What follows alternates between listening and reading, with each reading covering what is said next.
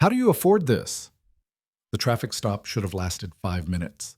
Instead, Officer Grant Harlan drew his weapon on a woman sitting perfectly still in a luxury sedan, called for backup like he'd cornered a fugitive, and demanded answers to a question that had nothing to do with the law. How does someone like you afford a car like this? Dr. Rowan Pierce didn't flinch, didn't argue, didn't beg. She just sat there with the kind of calm that comes from facing worse than this, and that composure made him angrier. He searched her car illegally, threw her military decorations onto the pavement like garbage, and paraded her through the station in handcuffs. Then her phone rang, and the voice on the other end wasn't a lawyer. It was a base commander asking for Colonel Pierce's detention status. I invite you to follow my story until the end, and please like and comment about the city you're watching from so I can see how far my story has traveled. The late afternoon sun cut sharp angles across Riverside Heights, the kind of neighborhood where property values doubled as status symbols and homeowners association meetings ran longer than city council sessions. Tree-lined boulevards stretched between estates hidden behind iron gates and manicured hedges. Everything here whispered old money, careful investments, and the unspoken understanding that certain people belonged and others didn't. Officer Grant Harlan sat in his patrol car at the intersection of Oakmont and River Ridge, engine idling, eyes scanning. 23 months on the force, good arrest numbers, commendations for proactive policing, a reputation among the senior officers as someone who got it, meaning he understood that keeping the peace in neighborhoods like this meant keeping them exclusive. His radio crackled with routine traffic, domestic disturbance 2 districts over, noise complaint downtown, nothing requiring his attention. Grant drummed his fingers on the steering wheel, watching a silver Lexus glide past, then a white Tesla, then a burgundy Range Rover. All predictable, all appropriate for the zip code. Then he saw it, a black BMW 7 Series, gleaming like liquid obsidian, rolling through the intersection with the kind of mechanical purr that came from German engineering and a price tag most people couldn't pronounce. The windows weren't tinted illegally dark, but dark enough that Grant couldn't immediately see the driver. He sat up straighter. Something felt off. Not wrong exactly, nothing he could articulate in a report, but off in the way that triggered instincts honed by 2 years of pattern recognition and departmental culture. Cars like that belonged here. But drivers like that, he leaned forward, squinting as the BMW passed under a streetlight, didn't always. The driver was a black woman, mid-30s maybe. Professional looking, hands at 10 and 2. No visible violations. Grant's jaw tightened. He'd worked this district long enough to know the demographics by heart. Riverside Heights was 92% white, 6% Asian, and the remaining 2% consisted of live-in staff who commuted from neighborhoods with different zip codes and different property values. Black residents? Nearly non-existent. Black drivers in 6-figure vehicles? Even rarer. His hand moved to the gear shift before his brain fully processed the decision. The BMW continued down Oakmont, obeying the speed limit, signaling properly at the next turn. No broken taillights, no expired tags, nothing actionable. But Grant had learned early that actionable was a flexible concept. You could always find something if you looked hard enough. And even if you didn't find anything, the stop itself sent a message. He pulled out from the shoulder, lights flashing. The BMW didn't bolt, didn't speed up, didn't make any of the moves Grant had been half expecting, half hoping for. It simply slowed, signaled again, and pulled into the empty parking lot of a closed real estate office. Grant radioed in. Unit 7-2, traffic stop, Oakmont and River Ridge, black BMW, license plate. He leaned forward, reading the plate. Victor Romeo 7929er, running registration now. The response came back within seconds. Registration current, registered to Rowan M. Pierce, no warrants, no flags. Grant frowned. Clean registration meant nothing. People borrowed cars, stole cars, used cars that didn't belong to them all the time. He'd write it up later if he needed to. He approached the driver's side window, right hand resting on his holstered weapon, a habit the training sergeant called maintaining tactical advantage and civil rights attorneys called intimidation theater. The window descended smoothly, no slow roll to annoy him, no attitude, just efficiency. And there she was, Dr. Rowan Pierce sat with both hands visible on the steering wheel, posture perfectly upright, eyes forward. She wore a charcoal blazer over a cream blouse, minimal jewelry, hair pulled back in a neat bun.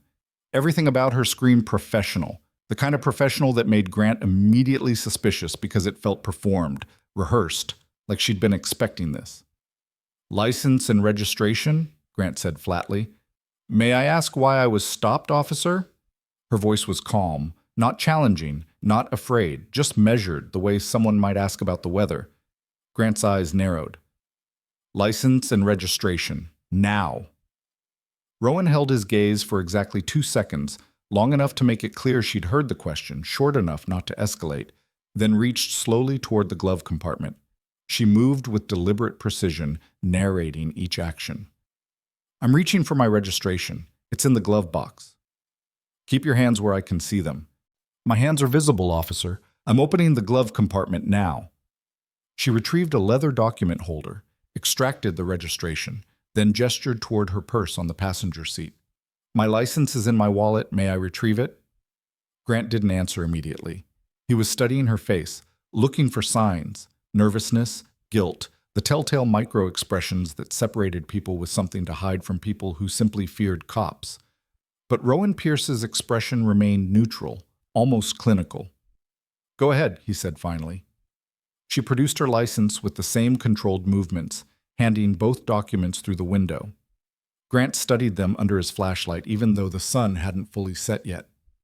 Rowan Michelle Pierce, age 34, address in Clayton Park, another upscale neighborhood, though not quite Riverside Heights caliber. The license photo matched the woman in front of him. Everything looked legitimate, which somehow made it worse. "Step out of the vehicle," Grant said. Rowan's expression didn't change, but something shifted in her eyes. Not fear, but calculation, like she was running through a decision tree in real time. "Officer, I'd like to know what violation I've committed. I was traveling the speed limit. I signaled all turns. My registration is current. Step out of the vehicle." Grant's hand moved fractionally closer to his weapon. "I'm not going to ask again." The implied threat hung in the air between them. Rowan processed it, weighed her options, and apparently decided that compliance was the strategically sound choice. She unbuckled her seatbelt with slow, visible movements, opened the door, and stepped out onto the pavement. She was tall, 5'9" or 5'10", and carried herself with the kind of posture that came from either military training or years of classical dance. Grant was 6'2" and used his height like a tool, stepping closer than necessary, forcing her to look up. "Is this your vehicle?" he asked. "Yes." "You own it?" "Yes, officer, as the registration indicates." Grant's jaw worked. The polite responses felt like mockery. "How do you afford a car like this?" And there it was. The question he'd been circling since he first saw the BMW. Not about traffic violations, not about probable cause, about worthiness, about whether someone who looked like Rowan Pierce had any legitimate claim to the trappings of wealth in a neighborhood like Riverside Heights. Rowan's expression finally shifted. Not to anger, that would have given Grant exactly what he wanted, but to something colder, recognition. The look of someone who'd played this scene before and knew all the lines. "I don't believe my income is relevant to a traffic stop, officer. If you suspect the vehicle is stolen, you can verify the registration and VIN. If you have probable cause to believe I've committed a crime, you can articulate that cause. Otherwise, I'd like to know if I'm free to go." Grant felt heat rising in his chest. She was using lawyer language on him. Probable cause. Free to go. Constitutional rights. All the phrases defense attorneys coached people to parrot when they wanted to make a cop's job harder. "I'll determine when you're free to go," Grant said. "Right now, I have reasonable suspicion that this vehicle may be involved in criminal activity." "Based on what evidence?" "Based on my training and experience." It was the magic phrase. The departmental shield. Training and experience could justify almost anything. Stops, searches, arrests, because it was subjective, unquantifiable, and nearly impossible to challenge in the moment.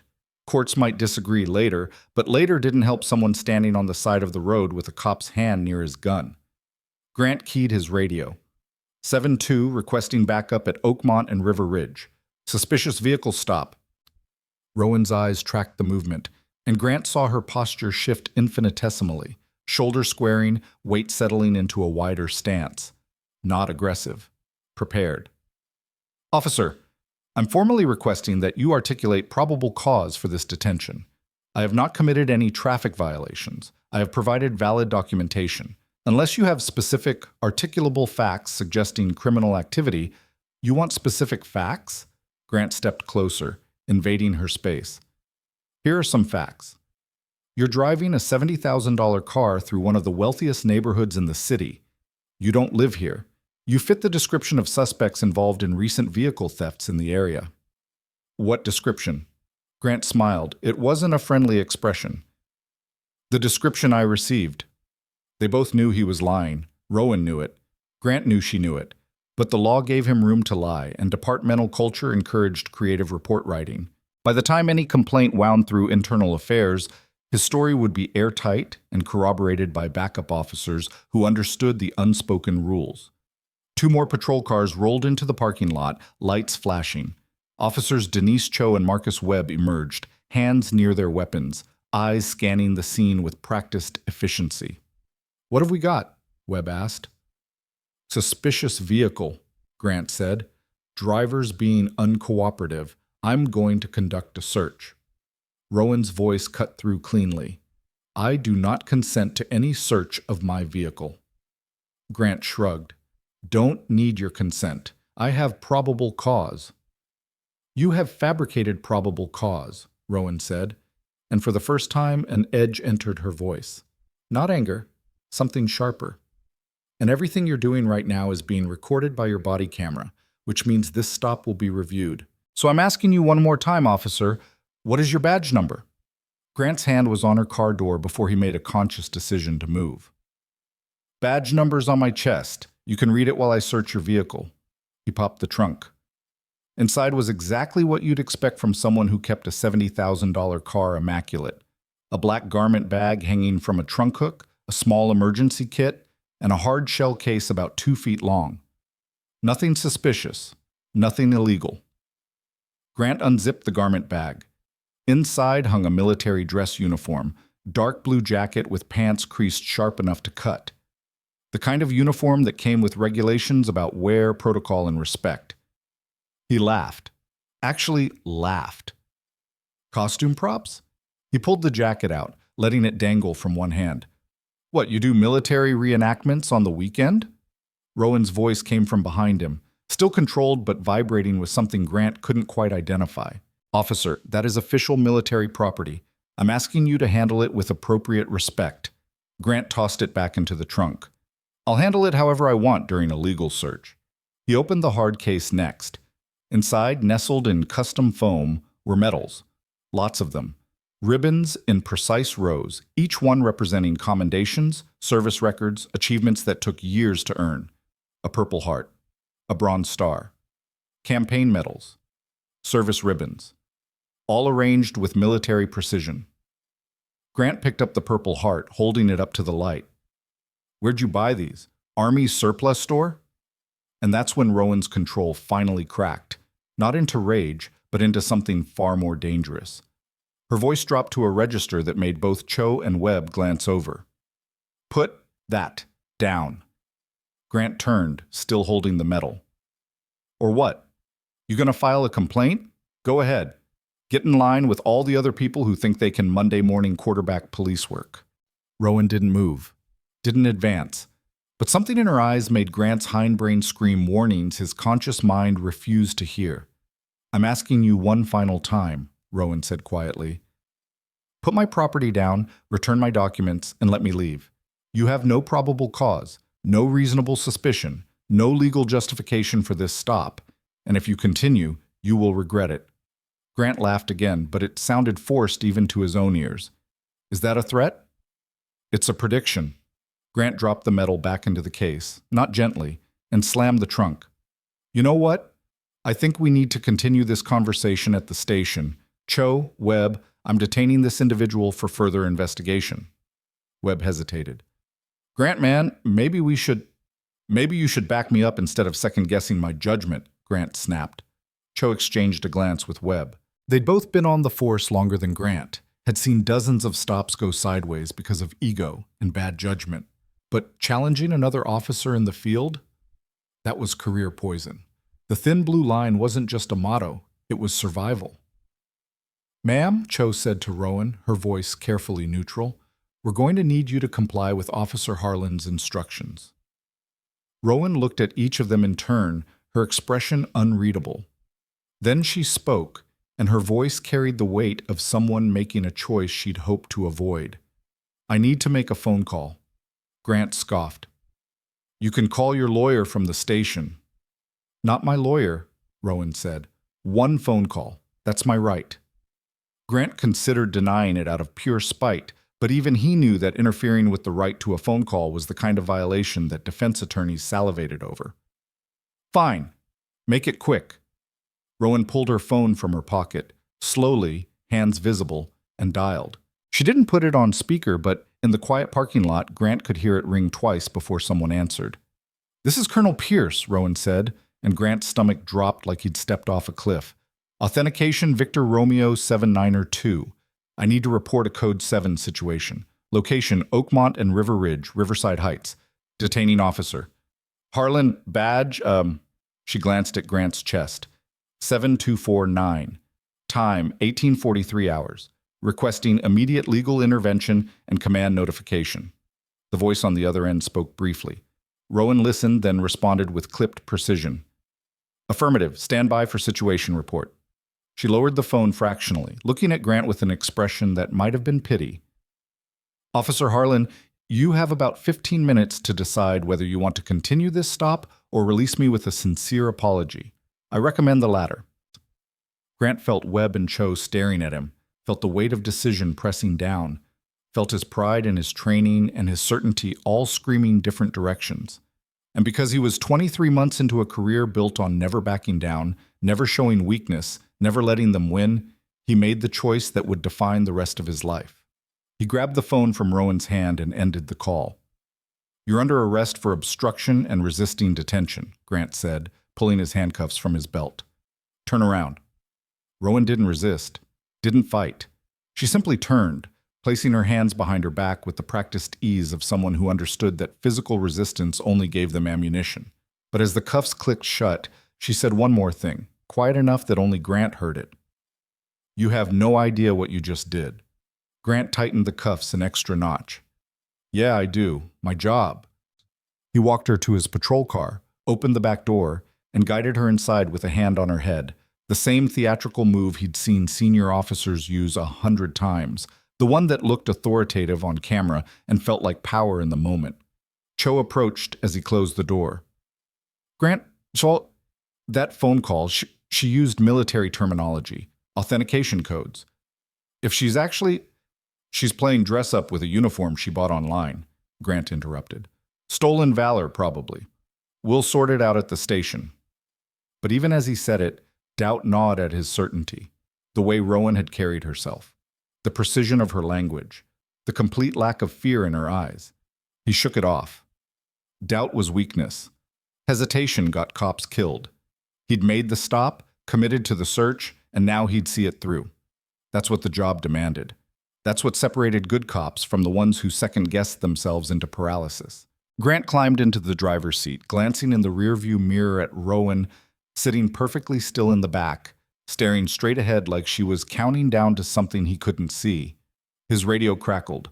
"All units, be advised. Call coming in from Riverside Dispatch. They have a priority inquiry regarding a detention at Oakmont and River Ridge, requesting immediate status update from Unit 7-2. Grant keyed the radio. 7-2 here. Situation under control. One in custody, transporting to station for processing. Copy that, 7-2. Be advised, inquiry is from... Stand by. A pause. Inquiry is from the base commander's office at Fort Harrison.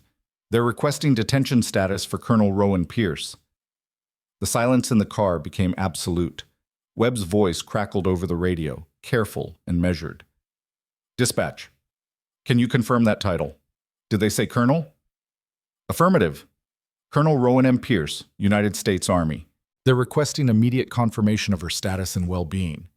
Grant's hands tightened on the steering wheel until his knuckles went white. In the back seat, Rowan remained motionless, but Grant could see her eyes in the rearview mirror, and they held something he'd mistaken for compliance but now recognized as calculation. She'd tried to warn him, multiple times, and he'd been too arrogant, too certain, too buried in his own narrative to listen. His radio crackled again. 7-2, what's your ETA to station? Grant's mouth was dry. 10 minutes. Copy. Be advised you have incoming legal representation meeting you there. And 7-2? The dispatcher's voice carried a note of warning. Chief wants to see you the moment you arrive. Grant pulled out of the parking lot, driving toward a destination he suddenly didn't want to reach, carrying a prisoner who wasn't what he'd assumed, and facing consequences he hadn't anticipated. Behind him, Rowan Pierce sat in silence, counting down the minutes until the system he'd weaponized turned its full attention on him. And in that moment, Grant Harlan understood what true power looked like. Not the power to stop someone on the street, but the power to let them make every wrong choice until there was no path back to where they'd started. The 15-minute drive to the station felt like hours. Grant's mind raced through possibilities, searching for angles, explanations, ways to reframe the stop into something defensible. Traffic violation. He could claim he saw her drift over the line. Suspicious behavior. The way she'd reached for the glove box could be interpreted as furtive movement.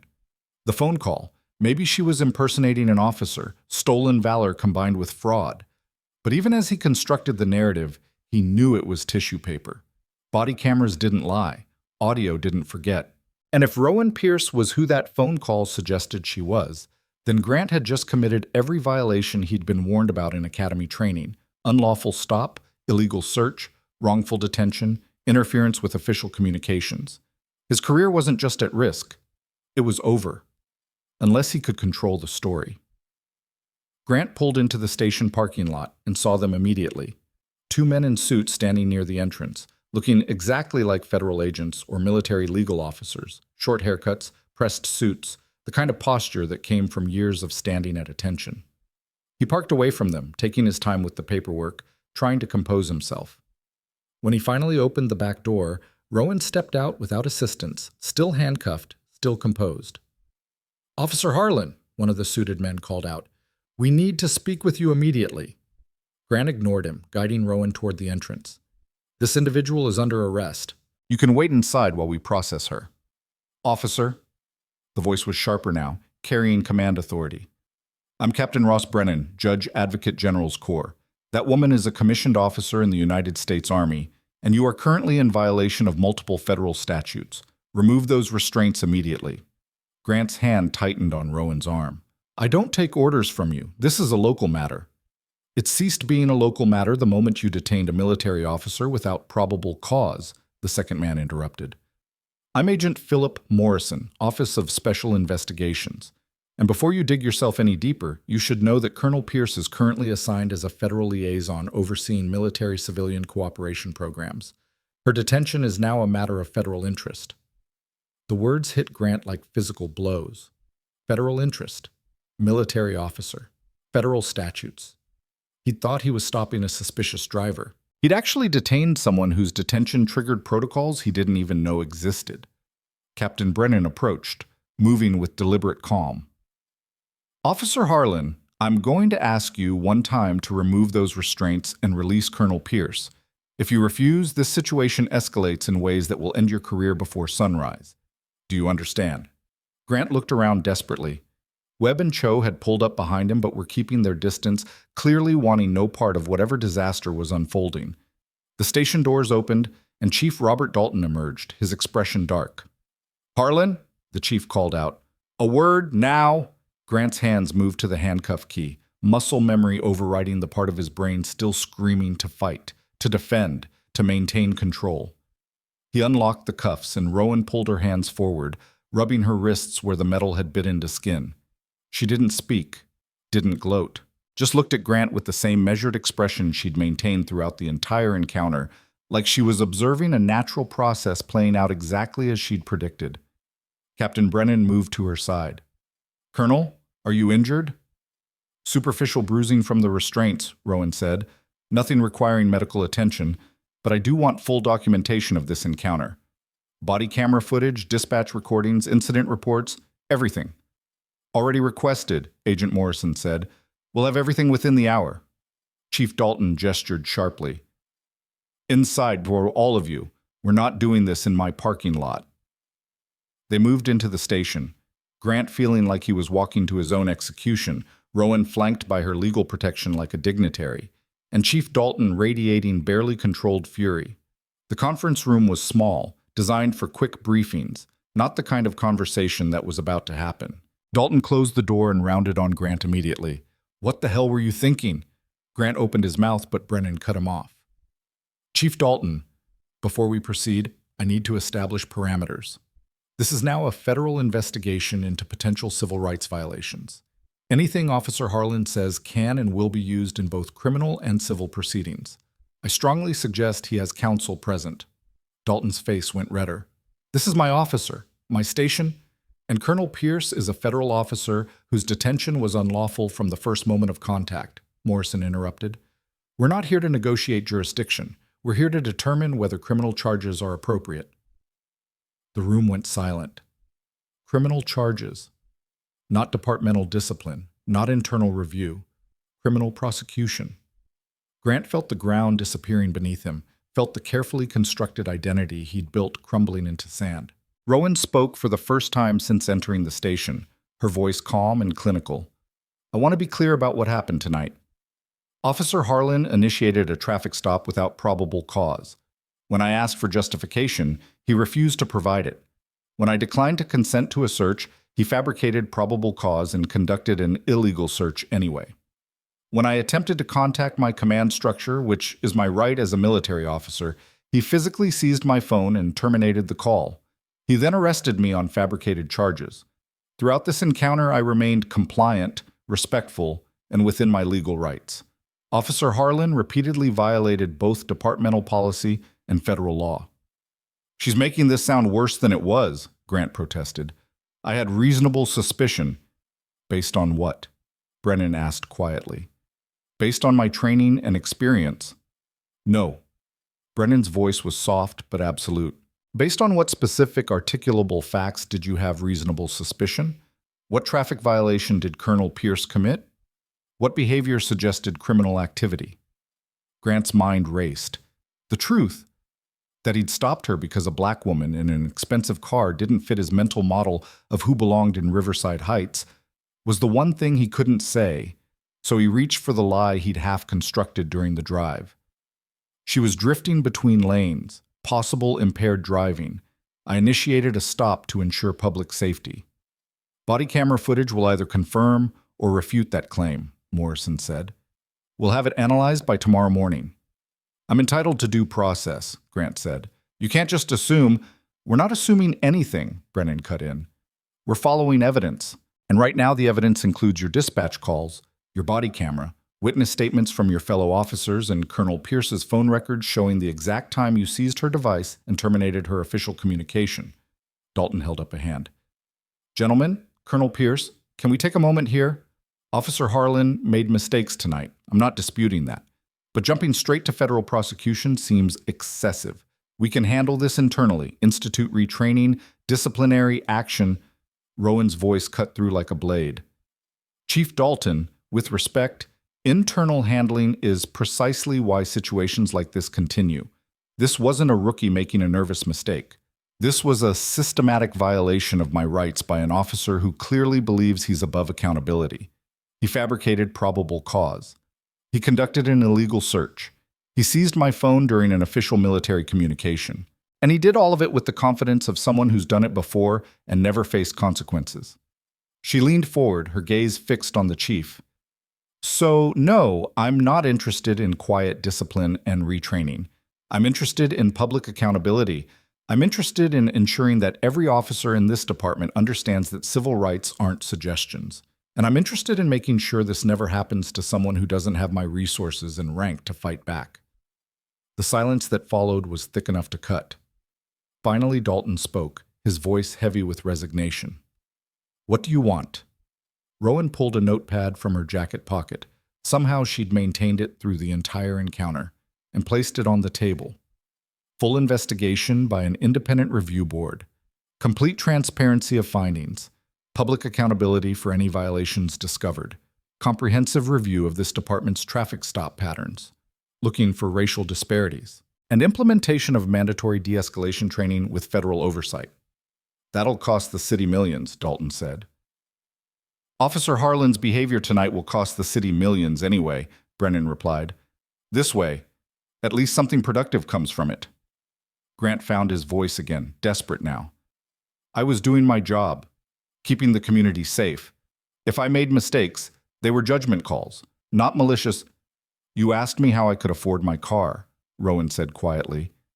Not because it was relevant to any investigation, because you fundamentally didn't believe someone who looked like me deserved to own it. That's not a judgment call, officer. That's bias. And when you enforce the law through the lens of bias, you're not protecting anyone. You're weaponizing your authority. Grant wanted to argue, wanted to defend himself, wanted to explain that it wasn't that simple, that policing required split-second decisions and pattern recognition, and yes, sometimes those patterns aligned with demographics, but that didn't make it racism. It made it statistics. It made it smart police work. But looking at Rowan Pierce, her military bearing, her documented credentials, her complete control throughout an encounter designed to strip her of dignity, Grant saw his defense for what it was, the final refuge of someone who'd built a career on power he'd never had to justify. Chief Dalton stood. Officer Harlan, you're suspended pending investigation. Turn in your badge and weapon. Captain Brennan, Agent Morrison, will cooperate fully with your inquiry.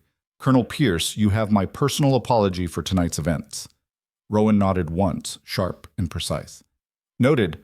I'll want that apology in writing, along with a public statement. Dalton's jaw worked, but he nodded. Grant fumbled with his badge, hands shaking now, the weight of catastrophe finally sinking in. 23 months on the force. Commendations. A future. All of it evaporating because he'd stopped the wrong person and been too arrogant to recognize his mistake. He placed his badge and weapon on the table, watching them like they were pieces of his identity being carved away. One more thing, Rowan said, her eyes on Grant. I want to know if this is truly the first time Officer Harlan has conducted a stop like this. I want every complaint, every incident report, every use of force documentation, because I suspect tonight wasn't an aberration. It was just the first time he targeted someone with the resources to fight back. Morrison pulled out a tablet. We'll be requesting full records going back to Officer Harlan's academy graduation. Standard procedure for civil rights investigations. Grant felt the trap closing completely. Every stop he'd ever made, every report he'd ever filed, every interaction he'd justified through training and experience and some, all of it about to be examined under the kind of microscope that didn't care about department politics or professional courtesy. The meeting concluded with logistics, evidence preservation, interview schedules, legal timelines. Grant understood maybe a third of it, his brain still catching up to how completely his life had changed in the span of 2 hours. As they filed out of the conference room, Webb caught Grant's arm. Man, what were you thinking? I was thinking she was suspicious, Grant said numbly. I was thinking I was doing my job. You were thinking she didn't belong, Webb replied quietly. And that's the problem. Grant watched Rowan Pierce walk out of the station flanked by federal protection, watched her move with the same unshakable composure she'd maintained from the moment he'd pulled her over, and understood with sick certainty that he'd just learned the most expensive lesson of his life. Power without accountability wasn't strength. It was borrowed time. And his time had just run out. The fluorescent lights of the Riverside Heights Police Department burned harsh and unforgiving as Grant Harlan sat alone in the break room, staring at the empty space where his badge had been clipped to his belt for 23 months. The coffee in front of him had gone cold an hour ago, but he couldn't bring himself to move, couldn't process the reality that his career had imploded in the time it took to conduct one traffic stop. Webb appeared in the doorway, hesitant. Chief wants everyone in the briefing room. The feds are setting up some kind of preliminary review. Grant didn't look up. I'm suspended. I don't think I'm invited. You're invited, Webb said quietly. They want you there for the body camera footage review. The walk to the briefing room felt like a perp walk. Officers who'd congratulated Grant on his arrest numbers last month now avoided eye contact, suddenly fascinated by paperwork or coffee machines or Anything that didn't require acknowledging his existence. The thin blue line was already bending around him, reshaping itself to exclude the liability he'd become. The briefing room had been transformed. Captain Brennan had set up a laptop connected to the main screen, and Agent Morrison sat with a legal pad, pen poised. Chief Dalton occupied the front row, his expression carved from granite.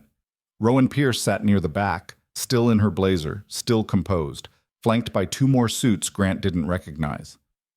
"Officer Harlan," Brennan said as Grant entered, "take a seat. We're going to review the complete body camera footage from your stop of Colonel Pierce. I want you to walk us through your decision-making process at each stage." Grant sank into a chair, feeling every eye in the room tracking his movement. Webb and Cho sat together, deliberately not looking at him. Three other officers Grant recognized from patrol occupied the middle rows, brought in as witnesses or warnings or both.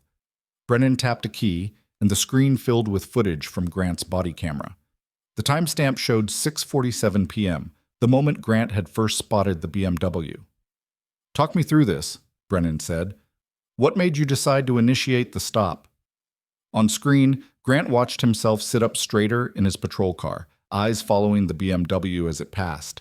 The video captured everything, the way he'd leaned forward, the way his hand had moved toward the gear shift before the car had committed any violation. "The vehicle seemed out of place," Grant said, and immediately regretted the phrasing. "Out of place how?"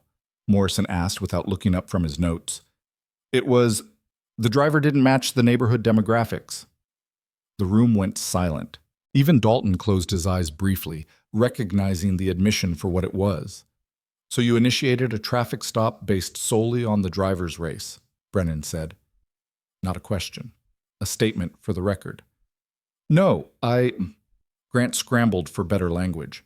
"I had reasonable suspicion based on patterns of vehicle theft in the area." "What patterns?" Morrison looked up now. "According to crime statistics we pulled for Riverside Heights, there have been exactly 2 vehicle thefts in the past 18 months. Both involve vehicles stolen from driveways, not traffic stops. Neither involved a BMW." Grant felt sweat forming at his collar. "I was being proactive, looking for suspicious behavior." "What behavior?" Brennan asked. "The video shows the vehicle obeying all traffic laws, proper signaling, appropriate speed. What specifically was suspicious?" The trap was elegant and absolute. Every answer Grant could give damned him further, admit racial profiling, or admit he'd fabricated justification. There was no third option. Brennan let the silence stretch, then continued the footage. Grant watched himself approach the BMW, hand on his weapon, watched Rowan's window descend, heard his own voice, flat and authoritative. "License and registration." "Standard procedure," Grant muttered. "Is it standard procedure to rest your hand on your weapon during a routine traffic stop?" Morrison asked. "It's tactical awareness. We're trained to maintain defensive positioning." "Were you afraid Colonel Pierce was armed?" "Every stop carries potential danger." "Answer the question," Brennan interrupted. "Did you have specific reason to believe Colonel Pierce was armed and dangerous?" Grant's mouth worked. "No." "So the hand on the weapon was for intimidation purposes." "It was for officer safety." Rowan spoke for the first time, her voice cutting clear across the room. "Officer Harlan, I'd like to clarify something. At any point during our interaction, did I make any threatening movements? Did I raise my voice? Did I do anything that would justify your defensive posture?" Grant forced himself to look at her. "You were uncooperative." "I asked for the reason I was stopped. That's not uncooperative. That's constitutional." Rowan's gaze didn't waver. "What you interpreted as uncooperative was actually me exercising my rights, and that made you angry." The footage continued. Grant heard himself order Rowan out of the vehicle, heard her calm request for justification, heard his own voice growing harder with each exchange. "How do you afford a car like this?" The question hung in the air like an accusation. On screen, Rowan's expression shifted. That moment of recognition Grant had seen in real time, the moment she understood exactly what kind of stop this was. Dalton spoke, his voice heavy. "Harlan, what possible law enforcement purpose did that question serve?" "I was establishing whether the vehicle might be stolen or obtained through fraudulent means." By asking how she afforded it, Morrison said. Not, is this your vehicle? Or, can you provide proof of ownership? But, how do you afford this? You see the difference? Grant saw it. Everyone in the room saw it. The question hadn't been about the car. It had been about whether Rowan deserved the car, whether someone like her had any legitimate claim to the symbols of wealth Grant associated with the neighborhood he was protecting. The footage rolled on, documenting each escalation.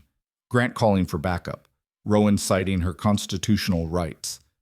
Grant's growing frustration manifesting in shorter responses, harder tones, physical proximity designed to intimidate. Then came the search. I do not consent to any search of my vehicle, Rowan's voice said clearly on the recording. Don't need your consent. I have probable cause. Brennan paused the footage. What was your probable cause, Officer Harlan? She was displaying suspicious behavior, nervous movements, evasive answers. The footage shows her sitting perfectly still with her hands visible, Morrison interrupted. Her answers were direct and clear. What specific behavior are you referencing? Grant grasped for anything. Her refusal to consent to the search indicated she had something to hide. The Fifth Amendment isn't evidence of guilt, Brennan said quietly. It's a constitutional right. Invoking it can't serve as probable cause. Every first-year law student knows that. Did you not learn that in academy training? The question was rhetorical. They all knew he'd learned it. He'd just chosen to ignore it because departmental culture had taught him that constitutional rights were obstacles to overcome, not principles to uphold. The footage continued. Grant opening the trunk, finding the garment bag, pulling out the military uniform and laughing, actually laughing, as he tossed it back into the trunk like garbage. Costume props? What, you do military reenactments on the weekend? Cho made a small sound of distress. Even Webb looked away from the screen. The casual disrespect, the mockery, the complete dismissal of something that represented years of service. It all played out in high definition, preserving Grant's arrogance for posterity. Then came the medals. Grant watched himself open the case, watched himself hold up the Purple Heart under his flashlight, watched himself treat decorations that soldiers died earning like toys from a gumball machine. Where'd you buy these? Army surplus store? Rowan's voice on the recording turned to steel. Put that down! And Grant's response captured forever. Or what? You gonna file a complaint? Go ahead.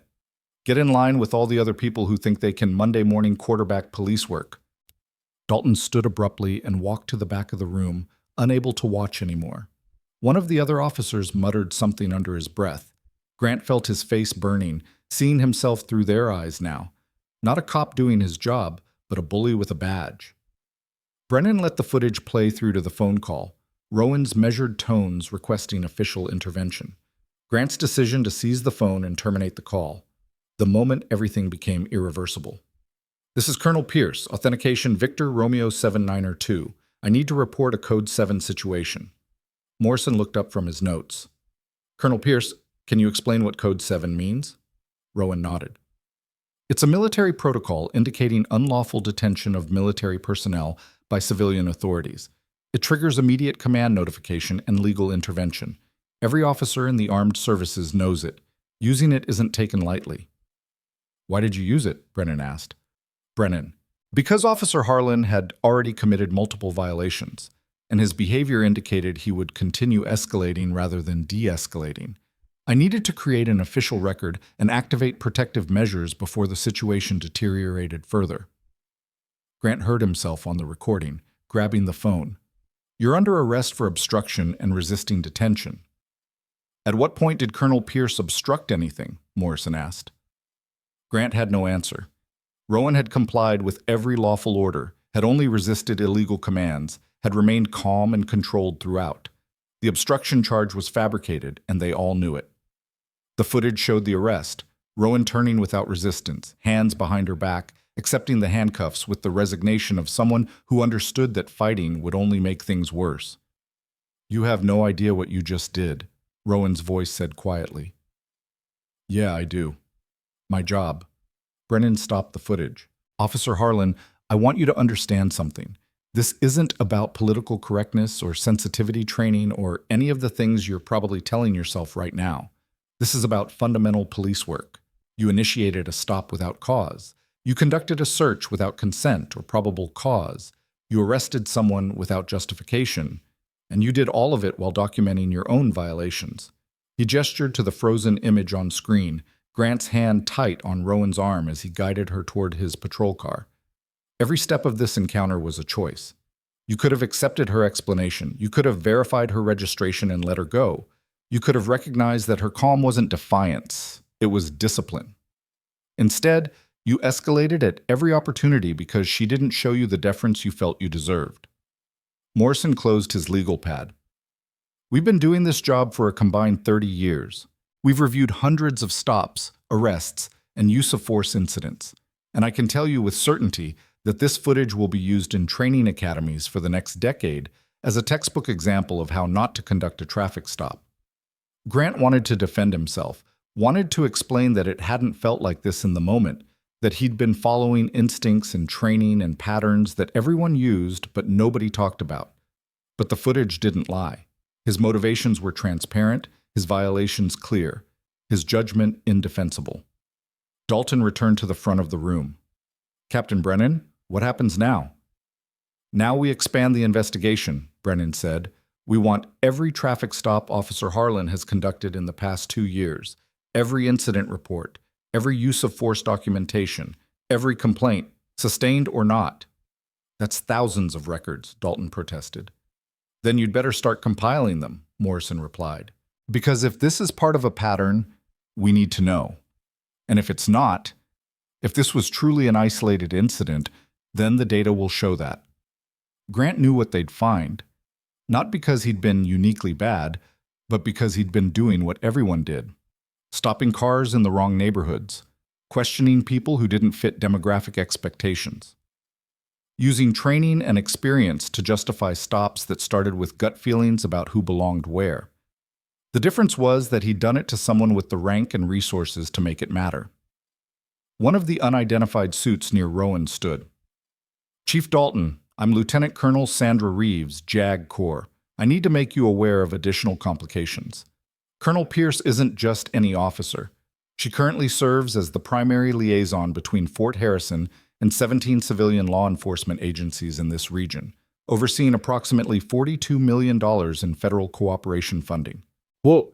The number hit the room like a physical force. Reeves continued, her tone clinical. That funding supports equipment grants, training programs, joint task forces, and emergency response coordination. Colonel Pierce's recommendations carry significant weight in funding allocation decisions. Her detention by an agency receiving those funds creates what we call a significant conflict of interest requiring federal review. Dalton's face went pale. Are you saying... I'm saying that Officer Harlan didn't just violate Colonel Pierce's civil rights. He potentially jeopardized every federal partnership this department has, every grant, every piece of equipment purchased with federal dollars, every joint operation. All of it is now subject to review and potential suspension pending the outcome of this investigation. The room erupted, officers talking over each other, Dalton demanding clarification, Webb swearing under his breath. Grant sat frozen, understanding dawning like a terminal diagnosis. He hadn't just destroyed his career.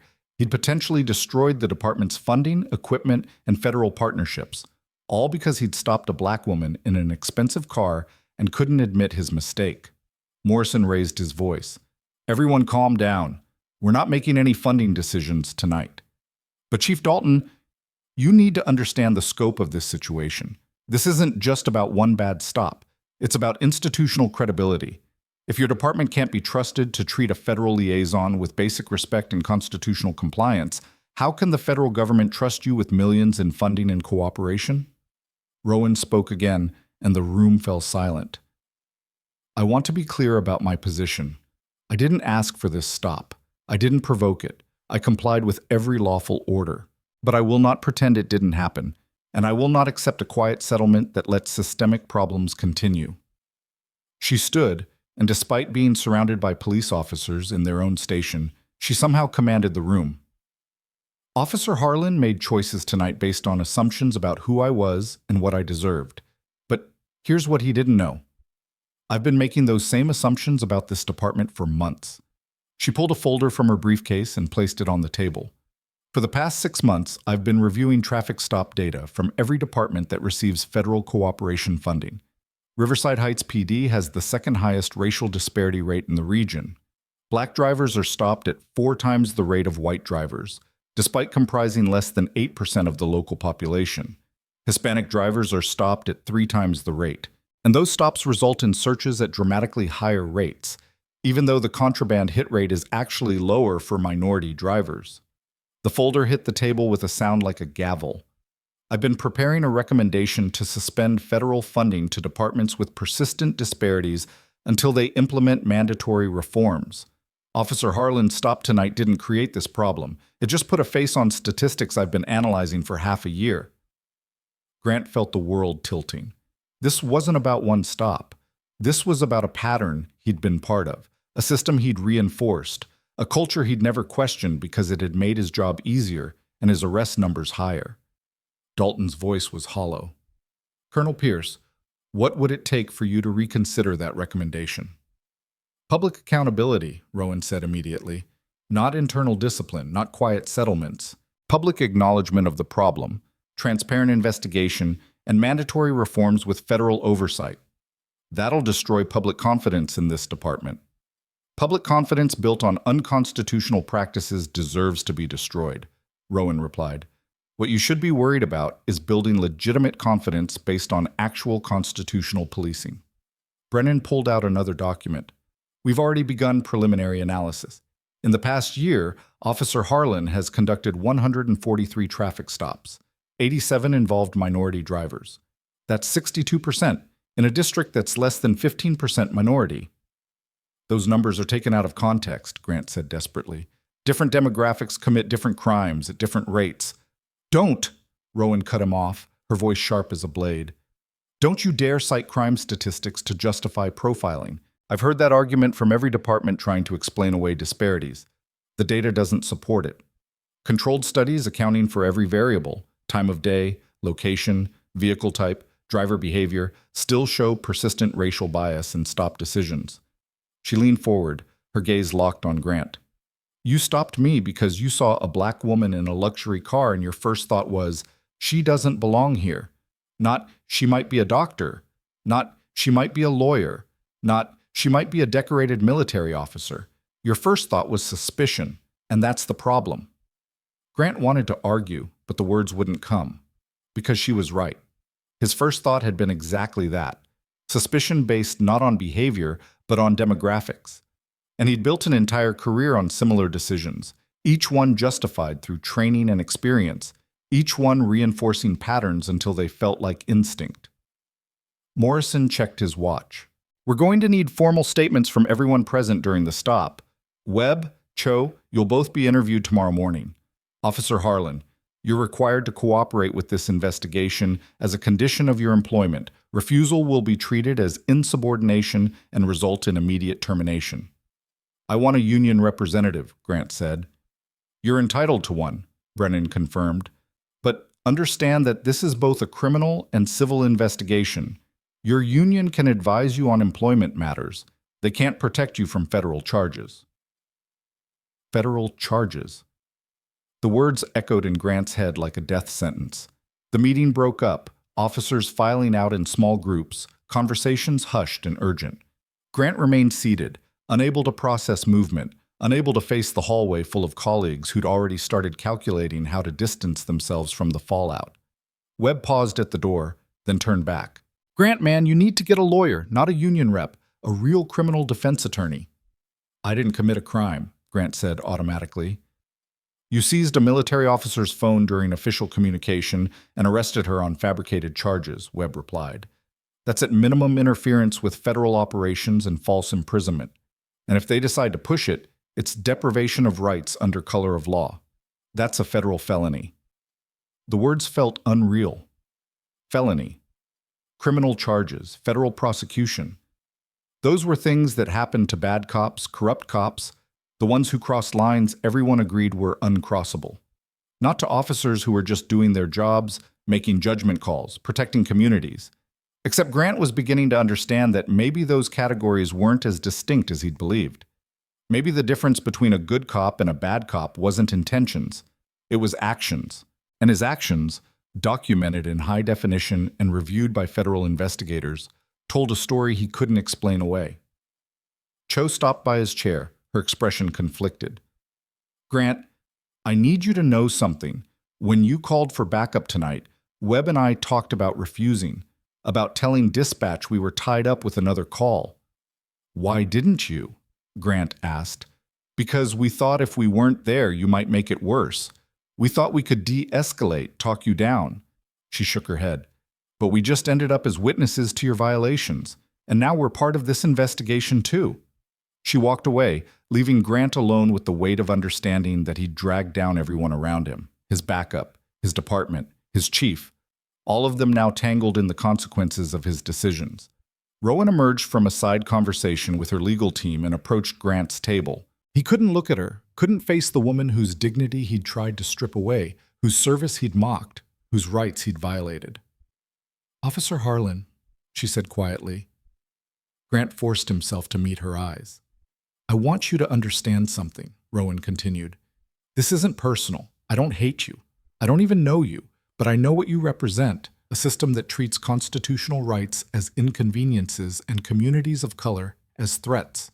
And that system needs to change. I was just doing my job, Grant said, and heard how weak it sounded.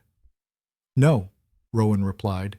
You were doing what you've been taught to do, what you've been rewarded for doing, what everyone around you does. And that's exactly why this can't be handled quietly, because the problem isn't just you, it's the culture that created you. She straightened, returning to her composed military bearing. Tomorrow morning, I'm filing formal complaints with the Department of Justice Civil Rights Division, the State Attorney General, and Military Legal Affairs. I'm requesting a comprehensive investigation not just of your conduct, but of departmental patterns and practices, and I'm recommending that federal funding be suspended until meaningful reforms are implemented. Grant felt the final pieces of his career crumbling. You're going to destroy this entire department. I'm going to hold this department accountable, Rowan corrected. There's a difference. Good officers, ones who actually serve their communities with integrity, have nothing to fear from accountability. But officers who've built careers on shortcuts and profiling, yes, they should be worried. She turned to leave, then paused. One more thing. That Purple Heart you mocked. I earned it in Kandahar when an IED destroyed my convoy. I spent 4 months in recovery learning to walk again. Those medals aren't props. They're proof that I've already faced worse than you, survived worse than you, and overcome worse than you. So when you tried to intimidate me with a hand on your weapon and aggressive posturing, all I felt was disappointment, because I've seen real danger, real courage, and real discipline. And Officer Harlan, you showed me none of those things tonight.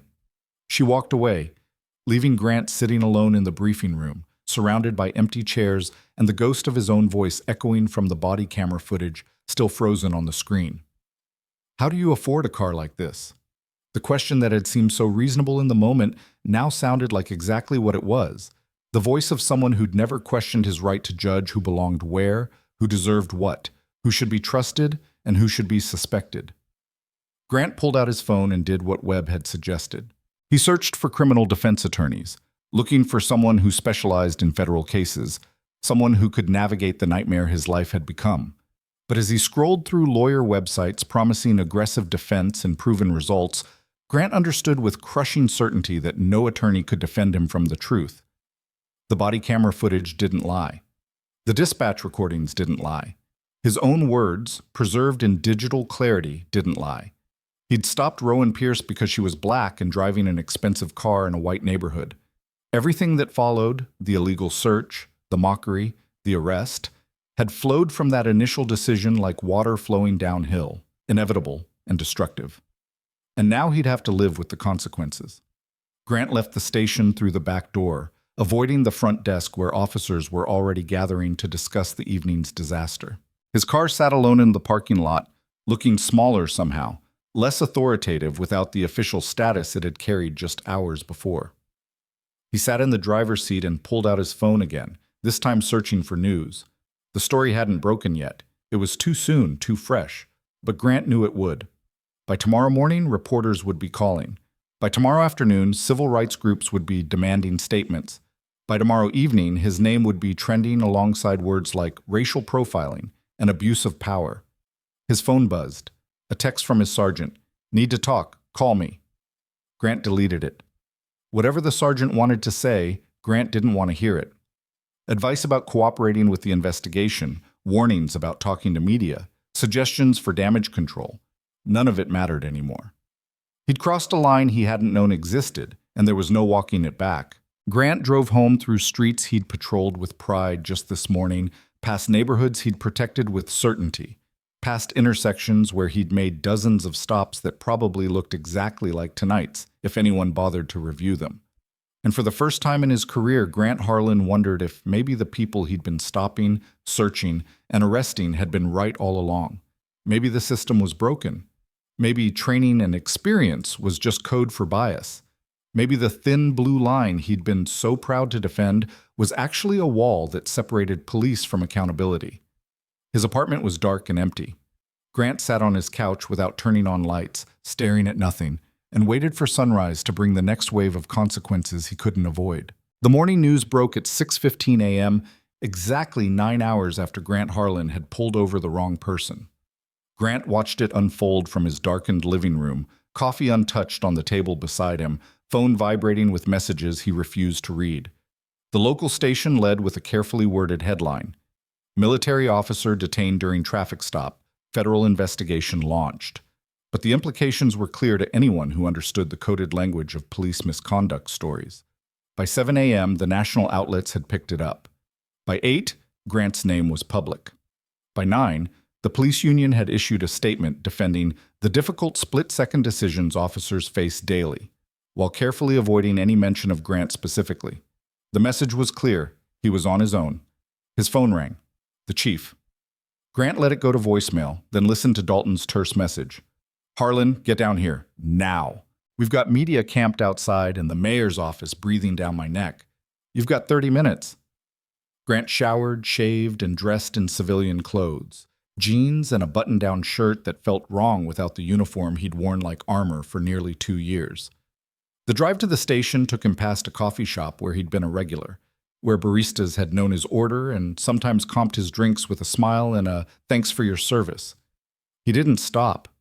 Couldn't face the possibility that they'd seen the news, that the smile would be gone, replaced by disgust or pity, or worse, recognition of who he'd always been beneath the badge. The station parking lot was chaos. 3 news vans, reporters doing stand-ups, cameras pointed at the building like weapons. Grant parked in the back and entered through the side door, but it didn't matter. Someone recognized him anyway. A reporter shouted his name, and suddenly microphones were thrust toward him, voices overlapping in a cacophony of accusation disguised as questions. Officer Harlan, did you racially profile Colonel Pierce? Do you have a history of discriminatory stops? Will you resign? Grant pushed through without answering, security holding the reporter's back, and stumbled into the station feeling like he'd run a gauntlet. Inside was barely better. Officers he'd worked alongside for months found sudden interest in their computer screens or urgent reasons to be elsewhere. The few who made eye contact offered nothing, no solidarity, no support, just the flat assessment of colleagues calculating how much distance they needed to maintain. Dalton's office door was open. Grant entered to find the chief behind his desk, the mayor in one chair, and the city attorney in another. No one invited him to sit. Do you have any idea what you've done? Mayor Patricia Vance didn't wait for preliminaries. I've got the ACLU demanding oversight.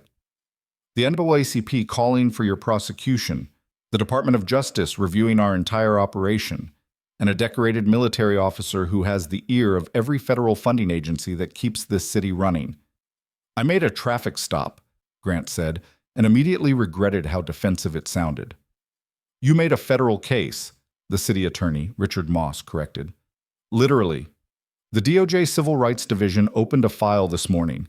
The state attorney general's office called at 6:30, and Colonel Pierce's attorneys have indicated they're preparing both criminal complaints and civil litigation. Grant felt his stomach drop. Civil litigation?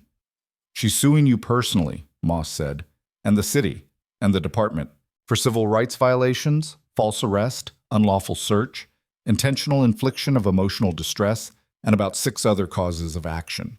We're looking at millions in liability. The city has insurance. The city has insurance that doesn't cover willful misconduct, Moss interrupted. And your body camera footage makes it very hard to argue this was anything but willful, which means the city might be covered, but you're personally liable for whatever judgment a jury awards. The words hit Grant like physical blows. Personal liability, millions, lawsuit. He'd known there would be consequences, but the abstract concept of investigation was crystallizing into the concrete reality of financial ruin. Mayor Vance leaned forward. Here's what's going to happen. You're going to resign today. We'll issue a statement saying the city doesn't tolerate discriminatory policing. You'll disappear quietly, and maybe, we can contain this before it destroys the entire department. I'm not resigning, Grant said, surprising himself. I have a right to due process. Union protection. If they want me gone, they can fire me. Dalton's face reddened. Harlan, don't be stupid. If you resign, you might be able to claim this was a misunderstanding. You might be able to move on, get hired somewhere else eventually. But if you're fired, if this goes through a full investigation and hearing, you'll never work in law enforcement again. I'm already never going to work in law enforcement again, Grant said, and the truth of it settled over him like a shroud. My name is national news. My face is on every channel. You think any department is going to touch me after this? Then why drag this out? Vance demanded. Why put the city through a prolonged investigation when you know how it ends? Grant met her eyes. Because maybe I'm not the only problem. Maybe if they investigate properly, they'll find out that everything I did, I was taught to do. That every pattern in my stops exists in everyone else's stops too. That the whole system runs on the same assumptions I made last night. The room went silent. Are you threatening to implicate other officers? Moss asked carefully. I'm saying that if they're going to destroy my career, they should at least be honest about why it's getting destroyed. It's not because I did something no one else does. It's because I did it to someone with the power to make it matter. Dalton stood abruptly. Get out of my office. You're suspended without pay pending the outcome of the investigation. Don't come back to this station. Don't contact other officers. Don't talk to the media. And for your own sake, get a lawyer who can keep you from saying something else catastrophically stupid. Grant left, feeling the weight of 3 pairs of eyes tracking his exit. In the hallway, he nearly collided with Webb, who grabbed his arm and pulled him into an empty conference room. What the hell was that? Webb hissed. You basically just accused the entire department of corruption. I accused the department of doing what I did, Grant corrected. There's a difference. Not to them there isn't. Jesus, Grant, you need to think about self-preservation here. The union's already talking about how to minimize damage. If you start pointing fingers at everyone else, then what? They'll hang me out to dry? Grant laughed bitterly. Webb, look around. I'm already out here. The chief won't defend me. The mayor wants me gone. The union issued a statement that didn't even mention my name. I've got no backup, no support, and no future in this job. So yeah, maybe I'm going to tell the truth about how we actually police in this city. Webb stepped back, reassessing. You're going to cooperate with the feds. I'm going to answer their questions honestly. That's the same thing. Grant, if you start giving them information about other officers' stops, about quotas, about the way sergeants encourage aggressive enforcement in certain neighborhoods, then maybe something actually changes, Grant finished. Maybe instead of just burning me, they fix the system that created me. Webb's expression hardened. You do that, and you won't just lose your career, you'll lose everything. No cop will ever trust you again. No department will touch you. You'll be a pariah. I'm already a pariah, Grant said quietly. At least this way it'll mean something. Webb left without another word, and Grant understood he'd just severed his last connection to the fraternity he'd once been so proud to join. But the pride felt hollow now, built on foundations he'd never examined, sustained by loyalties that evaporated the moment accountability appeared. His phone buzzed, a number he didn't recognize. Against his better judgment, Grant answered. Officer Harlan, this is Amanda Chen from the Public Defenders Association. I'm calling because we've been tracking your case, and I wanted to offer some perspective. I don't need a public defender, Grant said. I'm the one who did the arresting. I know. That's why I'm calling. Over the past 2 years, my office has represented 47 people arrested by you, 47 people who told us they were stopped without cause, searched without consent, and treated with contempt. 47 people who filed complaints that went nowhere. Grant felt ice forming in his chest. What do you want? I want you to understand that what happened to Colonel Pierce isn't new. It's just the first time it happened to someone with the power to make you face consequences. All those other people? They told the truth. They were right, and the system protected you and ignored them. Are you trying to make me feel worse? Grant asked. I'm trying to make you understand the scope of harm you've caused, because right now you're feeling sorry for yourself. You're thinking about your ruined career and your legal bills and your reputation. But 47 people have criminal records because of stops just like the one you made last night. 47 people have court fees, probation requirements, employment challenges, all because you decided they looked suspicious. The number hit Grant harder than any of the morning's accusations. 47 people. Names he couldn't remember, faces he'd forgotten, lives he'd disrupted with the same casual certainty he'd shown last night.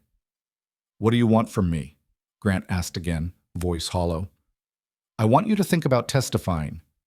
If the DOJ investigation expands to pattern and practice review, your testimony could be crucial. You could explain how you were trained, what messages you received from supervisors, what quotas and pressures influenced your decisions. You could help prove that this isn't about one bad apple. It's about institutional culture. If I do that, I'll never work again. Officer Harlan, you're never working in law enforcement again anyway. The only question is whether you lose your career for nothing or lose it in a way that actually creates change. Chen hung up, leaving Grant staring at his phone, her words echoing in his mind. 47 people. 47 chances to question his assumptions, to recognize patterns, to consider that maybe his instincts were biased and his training was flawed. 47 opportunities to be better that he'd missed because the system rewarded him for being worse. Grant drove aimlessly for an hour, ending up in Riverside Heights, the neighborhood where everything had fallen apart. He parked at the intersection where he'd first spotted Rowan's BMW, trying to reconstruct his thinking, trying to understand the person he'd been 24 hours ago. A knock on his window startled him. A woman in her 60s, white, expensive jewelry, the kind of resident who called the police about suspicious persons and expected immediate response. Are you lost? She asked, and Grant heard the subtext. Are you someone who belongs here? No, ma'am, just thinking. She peered closer, recognition dawning. You're that officer, from the news. Grant waited for condemnation, but instead she smiled. I want you to know that some of us appreciate what you were trying to do, keeping our neighborhoods safe, making sure the wrong element doesn't move in. These reporters and activists, they don't understand that police work requires tough decisions. Grant stared at her, seeing himself reflected in her certainty, hearing his own justifications in her words. This was the community he'd been protecting. These were the people whose comfort he'd prioritized over constitutional rights and human dignity. Ma'am, Grant said carefully, the woman I stopped last night is a decorated military officer. She served in combat. She earned a Purple Heart. She lives in a neighborhood nicer than this one and drives a car she bought with money she earned through years of service. She wasn't the wrong element. She was exactly the kind of person who makes communities better. The woman's smile faltered. Well, yes, but you couldn't have known. That's the problem, Grant interrupted. I assumed she didn't belong because of how she looked, and that assumption led me to violate her rights, disrespect her service, and destroy my career. So no, ma'am, I don't want your appreciation, because everything I did last night was wrong. He drove away, leaving her standing on the sidewalk, and felt something crack inside him, not breaking, but shifting, like ice on a spring river beginning to thaw. His phone rang again. The attorney he'd contacted last night, finally returning his call. Mr. Harlan, this is David Thornton. I've reviewed the news coverage and the publicly available information about your case. I need to be direct with you. This is going to be expensive, and the outcome is uncertain at best. How expensive? Federal defense work runs $250 to $400 per hour. A case like this, multiple charges, extensive investigation, possible trial, you're looking at $75,000 to $100,000. Minimum. And that's just criminal defense. If the civil suit proceeds, that's a separate attorney and separate costs. Grant's savings account had $8,000. I can't afford that. Then you need to make some hard decisions. You can try to negotiate a plea agreement, cooperate with investigators in exchange for reduced charges. You can represent yourself, though I strongly advise against it. Or you can find a way to come up with the money. What if I cooperate fully? Tell them everything about how the department operates. Thornton was quiet for a moment. That could help with criminal exposure, but it'll make you radioactive in law enforcement circles. You'd be trading one career problem for another, and there's no guarantee they'll offer leniency in exchange for cooperation. But it's possible. Possible, yes.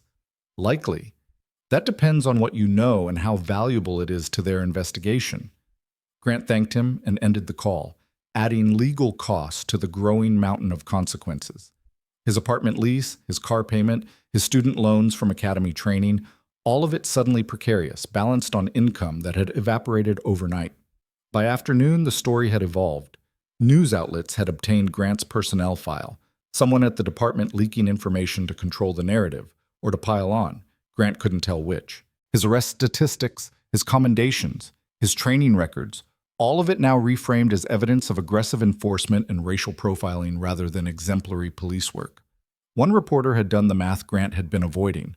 Of his 143 stops in the past year, exactly 9 had resulted in actual arrests. 9 out of 143. Which meant 134 stops that produced nothing except the message that certain people in certain neighborhoods would be subjected to police scrutiny for the crime of existing. Grant's doorbell rang. He considered ignoring it, but the knocking persisted. Through the peephole, he saw Cho standing in the hallway, looking uncomfortable. He opened the door. "Did the chief send you to check on me?" "Nobody sent me," Cho said.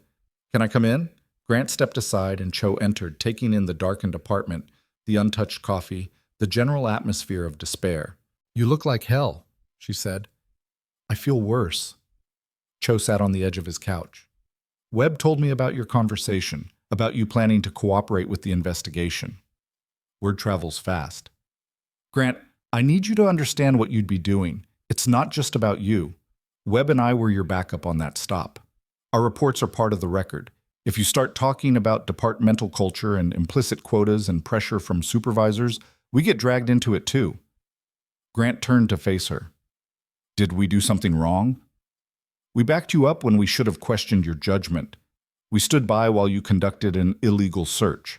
We didn't intervene when you arrested her on fabricated charges, so yeah, technically we could be considered complicit." "Then maybe you should be," Grant said quietly. Cho's expression hardened. "Easy for you to say. You're already done. But I've got 12 years on the force. I've got a mortgage and a kid in college and a pension. I'm 4 years from vesting. You want me to throw all that away because you finally developed a conscience?" "I want you to tell the truth. That's all. Just tell the truth about how we actually do this job. The truth won't set you free, Grant. It'll just drag everyone else down with you. And the system will keep operating the same way with different officers making the same stops." She stood to leave, then paused. "For what it's worth, I'm sorry this happened to you. But I'm sorrier for all the people we stopped who didn't have Colonel Pierce's resources.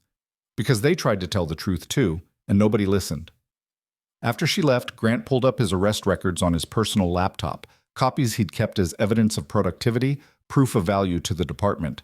He scrolled through names and dates and charges, trying to remember details, but the stops blurred together into a monotonous pattern of suspicious behavior and furtive movements and training and experience. One name stood out. Marcus Thompson. Stopped 8 months ago for failure to signal, even though Grant's notes indicated the signal had been used but allegedly insufficient. Searched for suspicious bulge in waistband that turned out to be a cell phone. Arrested for resisting when Thompson had questioned the legal basis for the search. Charges eventually dropped, but only after Thompson had spent a night in jail and hired an attorney he couldn't afford. Grant found Thompson's contact information in the public record, and before he could reconsider, dialed. A wary voice answered. "Yeah?" "Mr. Thompson, this is Grant Harlan. I'm the officer who stopped you last August. I'm calling to apologize." Silence. Then, "Is this some kind of joke?" No, sir. I saw the news coverage of my stop last night, and it made me review my past arrests. What I did to you was wrong. The stop was pretextual, the search was illegal, the arrest was retaliatory, and I'm sorry. More silence. Grant could hear Thompson breathing, processing, deciding whether this was real or some new form of harassment. Why are you calling me? Thompson asked finally. Because I need to understand what I did. What it cost people like you. And because you deserved an apology 8 months ago, and I was too arrogant to realize it. An apology doesn't give me back the night I spent in jail, doesn't erase my arrest record.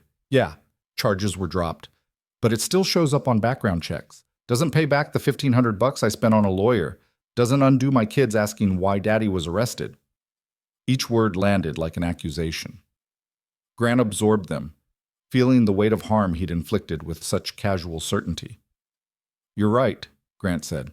An apology doesn't fix any of that, but I'm calling anyway because you deserve to hear that you were right. I was wrong. And I'm sorry. Thompson's voice softened fractionally. You the one who stopped that colonel last night? Yes, sir. Good. Maybe now people will believe the rest of us when we say this stuff happens all the time. You think you're the only cop who makes stops like that? You think other black folks in nice cars don't get pulled over for driving while black? You're just the one who did it to someone who could fight back. I'm starting to understand that. Then do something about it. Don't just apologize to me. Testify. Tell the truth about how they train you, what they reward you for, how the whole system works. Because apologizing to me is nice, but it doesn't change anything for the next person who gets stopped. Thompson hung up, leaving Grant holding the phone, the challenge ringing in his ears. The rest of the afternoon, Grant made more calls. Some went to voicemail, some people hung up immediately, but 3 others answered, and Grant delivered the same message. I was wrong. You were right. I'm sorry. None of them forgave him. None of them said it was okay. But all of them said the same thing Thompson had. If you're really sorry, do something that matters. By evening, Grant had made his decision. He called Captain Brennan's number, left in his phone from the previous night's disaster. Officer Harlan, Brennan answered, unsurprised. I was expecting to hear from you. I want to cooperate fully with your investigation. I'll testify about departmental practices, training protocols, supervisor pressure, whatever you need to understand how this culture developed. Why? The question caught Grant off guard. Because it's the right thing to do. 24 hours ago, you thought stopping Colonel Pierce was the right thing to do. What changed? Grant considered lying, spinning it as a principled stand, but he'd lied enough already, to himself, to suspects, to his supervisors. I'm ruined anyway, Grant said honestly. My career is over. I'm facing criminal charges and civil liability. I've got no future in law enforcement, so the only choice I have left is whether I go down for nothing or go down in a way that might prevent this from happening to someone else. Brennan was quiet for a moment. That's a more honest answer than I expected. All right, Officer Harlan, here's what happens next. Tomorrow morning, you meet with my team and Agent Morrison. We'll take your formal statement. You'll describe every aspect of how the department operates. Quotas, targets, supervisor directives, everything. In exchange, we'll consider recommending leniency to the prosecutor. Consider? I can't make promises, but cooperation helps. And Officer Harlan, once you start down this road, you can't walk it back. You'll be testifying against colleagues, contradicting official policy, challenging departmental leadership. Are you prepared for that? Grant thought about the woman in Riverside Heights thanking him for keeping out the wrong element. Thought about Dalton's face when Grant had suggested the whole system was corrupt. Thought about 47 people whose complaints had been ignored because the department protected its own. I'm prepared, Grant said. Then we'll see you tomorrow at 9 a.m. Federal Building, 4th floor. Don't be late. Grant hung up and sat in his darkened apartment, feeling the full weight of the choice he'd just made. He turned. Betrayed the thin blue line. Become the one thing every cop was taught to despise. A snitch, a rat, someone who chose truth over loyalty. But loyalty to what? To a system that rewarded him for violations? To a culture that protected abuse? To a brotherhood that dissolved the moment he became a liability? His phone buzzed with a text from an unknown number. This is Colonel Pierce. Captain Brennan informed me of your decision to cooperate. I want you to know that while this doesn't absolve you of responsibility for your actions, it's a step toward accountability.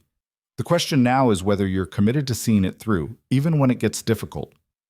Grant stared at the message, then typed a response. I am, because 47 people tried to hold me accountable, and the system protected me instead. That ends now. 3 dots appeared, then disappeared, then appeared again. Finally, Rowan's response came through. Then I hope you're ready, because tomorrow the real work begins. Grant set his phone down and looked around his apartment. The home he might not be able to afford much longer, the life he'd built on foundations he'd never questioned, the future that had evaporated in the time it took to pull over one BMW. Tomorrow, he'd walk into the federal building and burn down everything he'd once believed in. He'd expose the training that taught profiling, the quotas that encouraged stops, the culture that valued numbers over rights. He'd betray colleagues who'd trusted him, contradict supervisors who'd promoted him, and dismantle the system that had shaped him. And for the first time since this nightmare began, Grant felt something other than fear or regret. He felt purpose. The federal building loomed like a courthouse in Grant's imagination as he approached the next morning, its granite facade and government-issue architecture promising the kind of institutional gravity that didn't forgive or forget. He'd arrived 15 minutes early, partly from habit, partly from the nervous energy that had kept him awake most of the night, replaying the decision he'd made and couldn't unmake. Security was tighter than at the police station. Metal detectors, ID checks, visitor badges that felt like scarlet letters. Grant signed in, received directions to the 4th floor, and rode the elevator with 2 attorneys in expensive suits who didn't acknowledge his existence. He wondered if they knew who he was, if his face had become recognizable as a symbol of everything wrong with modern policing. Captain Brennan met him in the hallway outside Conference Room 4B. Officer Harlan, thank you for being punctual. Before we begin, I need to review some ground rules. He handed Grant a document, a cooperation agreement outlining terms, expectations, and the limits of any protection the government might offer. Grant skimmed it, recognizing the language of contracts designed to protect institutions rather than individuals. This doesn't guarantee immunity, Grant observed. It guarantees consideration, Brennan corrected. You provide truthful and complete testimony. We consider recommending reduced charges or favorable plea terms. But if you lie, if you hold back, if you try to minimize your role or protect others who don't deserve protection, the deal evaporates and we prosecute you to the fullest extent possible. Grant signed without reading the rest.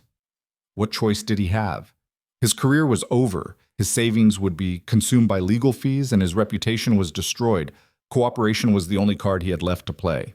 Inside the conference room, Agent Morrison sat with a court stenographer and a woman Grant didn't recognize. Mid-40s, severe expression, ID badge, identifying her as Assistant U.S. Attorney Catherine Walsh.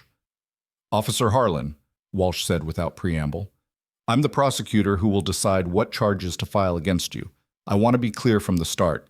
Your cooperation today doesn't earn you a pass. It earns you consideration. Whether that consideration results in leniency depends entirely on the quality and completeness of your testimony. Grant took the seat across from her, feeling like a defendant at his own trial. Morrison activated a recording device, and the stenographer's fingers hovered over her machine, ready to capture every word for posterity. Let's begin with your training at the police academy, Brennan said. Describe how instructors taught you to conduct traffic stops. Grant's mouth was dry. He accepted the water bottle Morrison slid across the table and took a sip, buying time to organize thoughts he'd never articulated before. The official curriculum focused on safety and procedure, Grant began. Approach from the rear, maintain visual contact, request license and registration, watch for furtive movements, standard stuff. But the real education happened in the informal sessions, the ones where veteran officers came in to share real-world experience. What did they share? Walsh asked. How to articulate probable cause that would survive court review. How to phrase observations so they justified searches. How to spot suspicious behavior that gave you grounds to escalate. Grant paused, feeling the words stick in his throat. One instructor, Sergeant Dale Morrison, no relation to you, Agent Morrison, told us that the Fourth Amendment was a hurdle to overcome, not a principle to uphold. He said good cops found ways to do their jobs despite constitutional restrictions.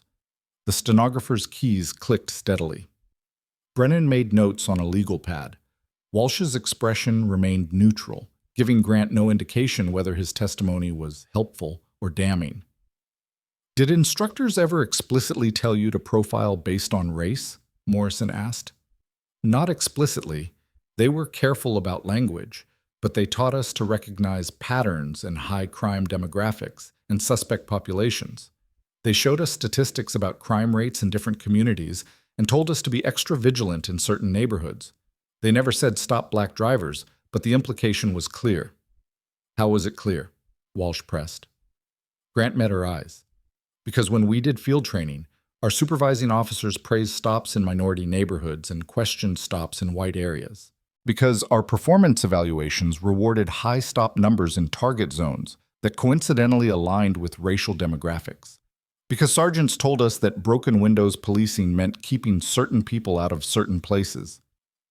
He was sweating now, feeling the weight of confession, the betrayal of men who'd trained him and trusted him and taught him that loyalty meant silence. Tell me about quotas, Brennan said. Officially, we don't have quotas. Officially, stops are based solely on observed violations and reasonable suspicion. But unofficially, sergeants made it clear that officers with low numbers weren't proactive enough. If you didn't average at least 10 stops per shift, you got called into meetings about your productivity. If your stops didn't result in enough citations or arrests, you got questioned about whether you were actually engaging with the community. Did supervisors ever specify what types of stops they wanted? Morrison asked. Grant nodded slowly, feeling the knife sink deeper into his former colleagues' backs.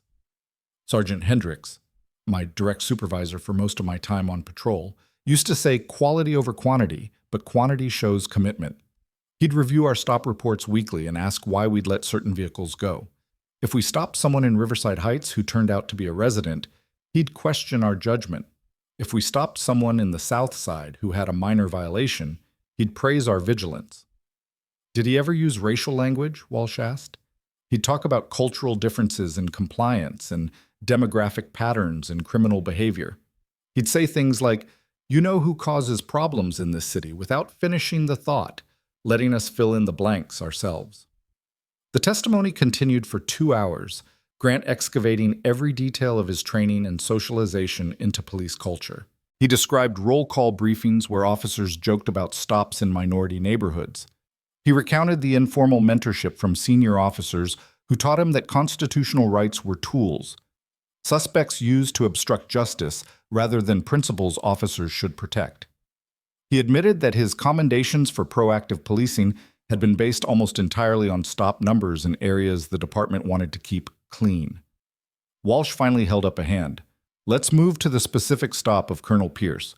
Walk me through your thought process from the moment you saw her vehicle. Grant closed his eyes, reconstructing that moment when instinct had overridden judgment. I saw an expensive car in a wealthy, predominantly white neighborhood. My first thought was that it didn't belong. Not the car, but the driver. When I got close enough to see she was black, that instinct became certainty. I told myself I was being vigilant, looking for stolen vehicles or suspicious activity. But the truth is, I stopped her because I didn't believe a black woman had legitimate reason to be driving that car in that neighborhood. Did you observe any traffic violations? Brennan asked. No, I fabricated the lane drift later when I needed to justify the stop on paper. The body camera footage proves she was driving legally. When did you realize you didn't have probable cause for the search? I knew from the beginning I didn't have probable cause. I searched anyway because I'd been taught that asserting authority was more important than respecting rights. Because I believed that if someone objected to a search, it meant they had something to hide. Because the system had taught me that aggressive enforcement was good police work, and officers who worried about constitutional niceties were soft. Walsh leaned forward. Did you understand you were violating Colonel Pierce's Fourth Amendment rights? Yes. Did you care? Grant forced himself to maintain eye contact. No. I thought she was playing games, using legal language to obstruct a legitimate investigation. I thought her knowledge of constitutional law made her more suspicious, not less. I thought people who knew their rights were probably guilty of something. The admission hung in the air like smoke. Walsh made a note, her pen scratching across paper with a sound like judgment being rendered. "Tell me about the moment you saw her military decorations," Morrison said quietly. Grant felt shame wash over him fresh and raw. "I saw the uniform and assumed it was costume. I saw the medals and thought they were props purchased online for stolen valor claims. It never occurred to me that they might be real because I'd already decided who Colonel Pierce was. In my mind, she was a suspicious person driving a car she couldn't legitimately afford. Evidence that contradicted that narrative, like military service, didn't compute." "So you mocked her service," Walsh said. "Yes.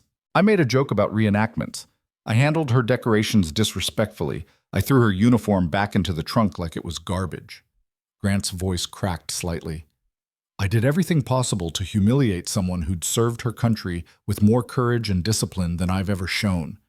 Brennan glanced at Morrison, some unspoken communication passing between them. "Let's talk about the phone call. Why did you seize Colonel Pierce's phone?" "Because I realized I was losing control of the situation. She wasn't scared. She wasn't backing down. She was using language and protocols I didn't understand, and that made me feel powerless.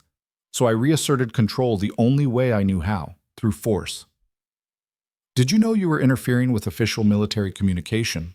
"I knew she'd identified herself as a colonel. I chose not to believe it. And even if I had believed it, I probably would have seized the phone anyway, because by that point I was committed. Admitting I was wrong would have meant backing down, and backing down felt like losing." Walsh set down her pen. "Officer Harlan, I want to make sure I understand your testimony. You're saying that you intentionally violated Colonel Pierce's constitutional rights, that you fabricated probable cause, that you conducted an illegal search, that you interfered with official communications, and that you arrested her on false charges. You're saying you did all of this knowingly and willfully, motivated by racial bias and a desire to assert authority over someone you believe didn't belong in a wealthy neighborhood. Is that accurate?" Grant felt the noose tightening. Every word of his testimony had been true, but assembled together, it sounded like a confession to crimes that carried federal prison time. "That's accurate," he said quietly. "And you're also saying that this behavior wasn't aberrant, that it reflects training and cultural norms within the Riverside Heights Police Department, that other officers engage in similar practices, that supervisors encourage and reward such behavior. Is that also accurate?" "Yes." Walsh closed her notebook. "Then we're going to need names. Every supervisor who encouraged profiling, every instructor who taught you to circumvent constitutional protections, every officer whose stops show similar patterns. Can you provide that information?" Grant thought about Webb and Cho, about Sergeant Hendricks who'd mentored him, about Chief Dalton who'd probably known and approved of every practice Grant had described. He thought about the thin blue line and the code of silence and the fraternity that had already expelled him. "I can provide names. I can provide specific incidents. I can provide documentation from my personal records showing stop patterns, supervisor feedback, and performance evaluations that rewarded behavior we're now calling unconstitutional." "Do it," Walsh said. "We'll reconvene tomorrow. Between now and then, I want a comprehensive list of every supervisor and officer involved in the practices you've described. I want dates, locations, and specific examples. Can you do that?" "Yes." "Then we're done for today. Officer Harlan, understand that your cooperation helps your position, but it doesn't eliminate your criminal exposure. You've confessed to multiple federal civil rights violations. Whether we charge you, what we charge you with, and what sentence we recommend will depend on the quality of information you provide and your continued cooperation. Don't make me regret offering you this opportunity." Grant left the federal building feeling simultaneously lighter and heavier. Lighter because he'd told the truth, unburdened himself of lies and justifications. Heavier because he'd just provided testimony that would destroy careers beyond his own, that would expose institutional rot he'd helped create and perpetuate. His phone exploded with messages the moment he turned it back on. The police union demanding he contact them immediately. Webb warning him that word had spread about his cooperation. His mother asking if the news reports were true, her message heavy with disappointment and confusion. And one message from Rowan Pierce. "I've been informed of your testimony. Tomorrow at 2 p.m. I'm holding a press conference to address the incident and call for comprehensive reform. Your attorney may want to advise you on whether to attend, but I thought you should know. Grant called the attorney David Thornton had recommended, a public defender named Sarah Martinez who specialized in police misconduct cases from the defense side. She answered on the second ring. Mr. Harlan, I was expecting your call. I've been following the news coverage. Before you say anything, you need to know that as your attorney, I advise against any further statements to investigators without me present. I already gave a statement this morning, several hours worth. Martinez swore softly. Without counsel present, do you have any idea how much you may have just incriminated yourself? I confess to everything. Fourth Amendment violations, fabricating probable cause, false arrest, interference with federal communications. All of it. Why would you do that? Because it's the truth. And because 47 other people told the truth about me, and nobody listened. At least this way, maybe something changes. Martinez was quiet for a moment. All right, I can't undo what you've already said, but from now on, I'm present for any interactions with investigators. Understood? Understood. There's something else. Colonel Pierce is holding a press conference tomorrow. Should I attend? Absolutely not. You'd be putting yourself in a position where media will demand statements, and anything you say can and will be used against you in both criminal and civil proceedings. Stay home. Stay quiet. Let me handle communications. Grant thanked her and hung up, but he couldn't shake the feeling that hiding was the wrong choice. He'd spent his career hiding behind badges and qualified immunity and departmental protection. Maybe it was time to face consequences directly. That evening, news broke that the Department of Justice had expanded its investigation beyond Grant's individual conduct to examine pattern and practice violations across the entire Riverside Heights Police Department. Sources, unnamed but clearly from within the federal investigation, indicated that testimony from current and former officers was driving the expansion. Grant's phone rang within minutes. Chief Dalton, his voice vibrating with barely controlled rage.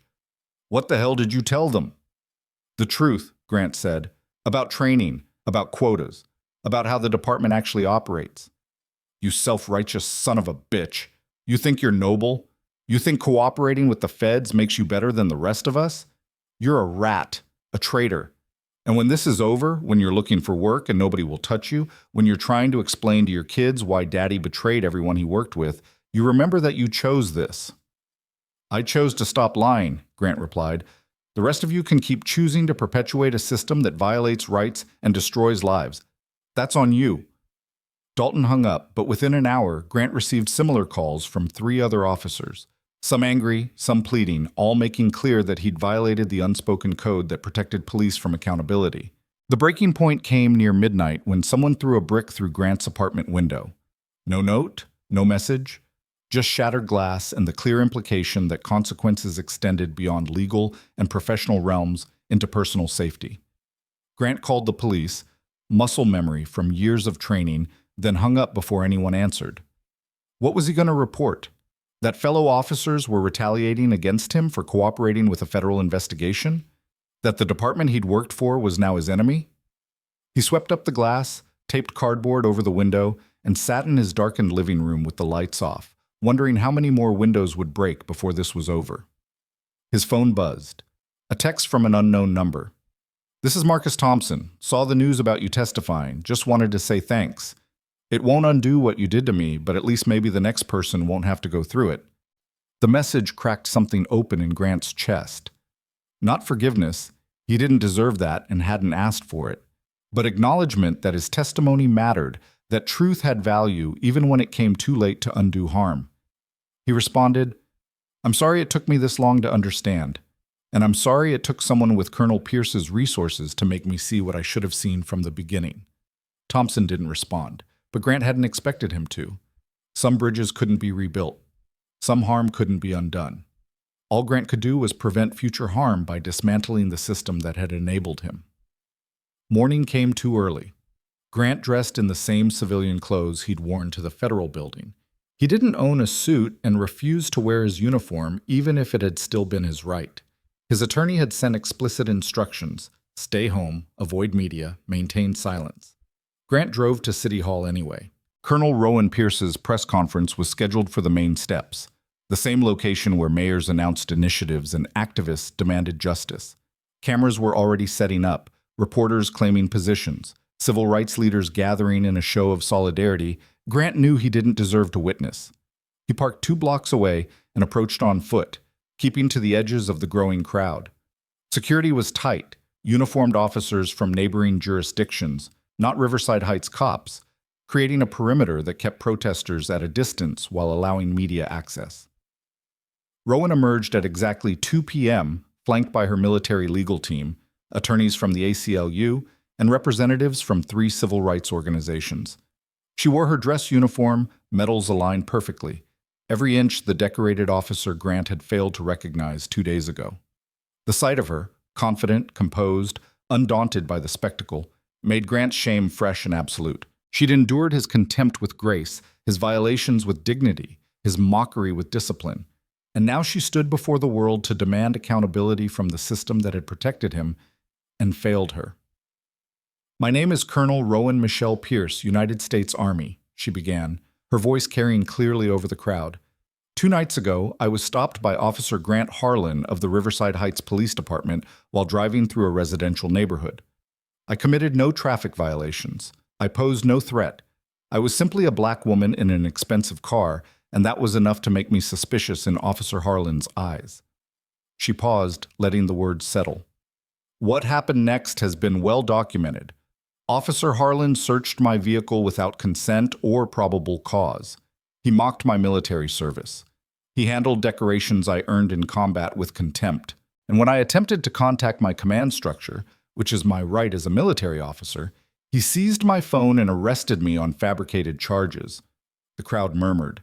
Cameras focused tight on Rowan's face, capturing every word for the evening news cycle. "But this isn't really about Officer Harlan," Rowan continued. "This is about a system that taught him that constitutional rights are obstacles rather than principles. A system that rewarded him for stops based on demographics rather than behavior. A system that protected him when complaints were filed and praised him when arrest numbers climbed." She pulled out a folder, the same one she'd shown in the police station briefing. "For 6 months, I've been analyzing traffic stop data from departments receiving federal cooperation funding. The patterns are clear and disturbing. Riverside Heights Police Department stops black drivers at 4 times the rate of white drivers. Those stops result in searches at dramatically higher rates, even though contraband discovery rates are lower. And officers whose stops show these disparate patterns receive commendations and promotions rather than investigation and correction." Grant watched from the edge of the crowd as Rowan methodically dismantled the department's credibility. She cited specific statistics, referenced academic studies on implicit bias, and called for comprehensive reform including independent oversight, mandatory bias training, early warning systems for officers with problematic stop patterns, and transparent public reporting of all stop data. "I want to be clear about my demands," Rowan said. "This isn't about vengeance against Officer Harlan. This is about preventing what happened to me from happening to others who lack my resources and rank. I'm calling for a complete pattern and practice investigation of the Riverside Heights Police Department. I'm recommending suspension of federal funding until meaningful reforms are implemented. And I'm demanding that every officer whose stops show evidence of racial profiling be subject to investigation and retraining at minimum, termination if warranted." A reporter shouted a question. "Colonel Pierce, Officer Harlan is reportedly cooperating with federal investigators. Do you believe his testimony will lead to real change?" Rowan's expression remained neutral. "Officer Harlan's cooperation is a start. Whether it leads to real change depends on whether the testimony results in structural reform rather than individual scapegoating. If this investigation ends with one officer fired and the system unchanged, we've accomplished nothing." "Do you forgive Officer Harlan?" another reporter asked. Rowan paused, choosing her words carefully.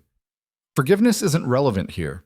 Officer Harlan violated my rights and deserves to face consequences.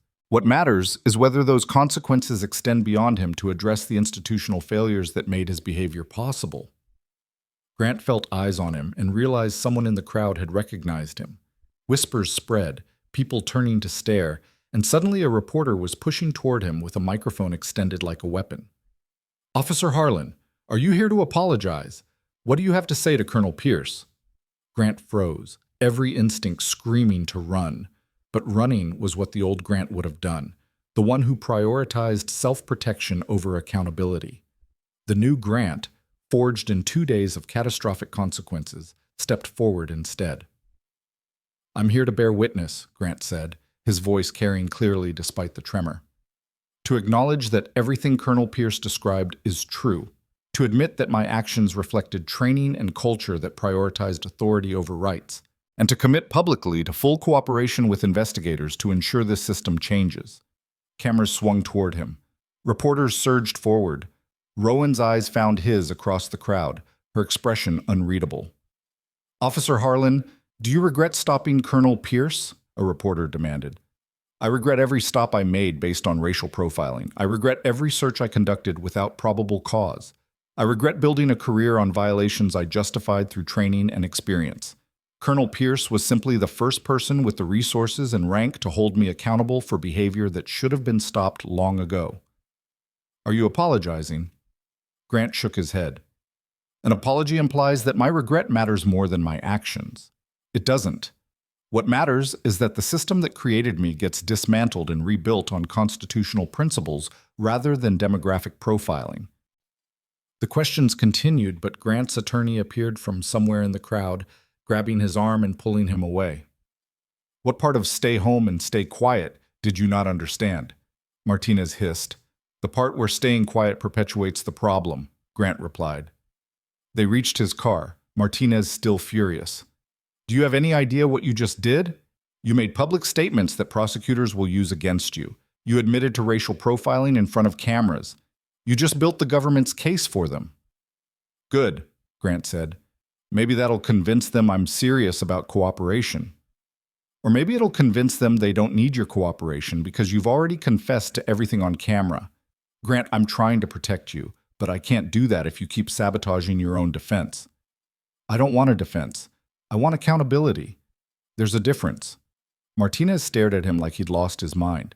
"You realize you could go to federal prison? That civil suits could bankrupt you? That you'll never work in law enforcement again?" "I'm counting on all of that except prison," Grant said, "because if those consequences don't happen, then nothing changes. The system protects another cop, and the message is that you can violate rights as long as you don't get caught by someone powerful." He drove home through streets that felt foreign now, past the station where his former colleagues were probably watching news coverage and cursing his name, past neighborhoods he'd patrolled with such certainty about who belonged and who didn't. His phone showed 63 missed calls, 247 text messages, and 17 voicemails. Grant ignored them all except one, a message from Captain Brennan. "Saw the press conference. Probably not the smartest move legally, but it shows commitment to accountability. Tomorrow morning, 9 a.m., same location. We need your list of names and specific incidents. Don't disappoint me." Grant spent the evening documenting everything. Names of supervisors who'd encouraged profiling, dates of roll calls where quotas were discussed, specific examples of officers being praised for stops in minority neighborhoods and questioned for stops in white areas, text messages from sergeants about being proactive in target zones, performance evaluations that rewarded high stop numbers regardless of hit rates. By midnight, he had 17 pages of single-space testimony that would likely destroy a dozen careers and expose systemic violations the department had hidden behind professional language and institutional denial.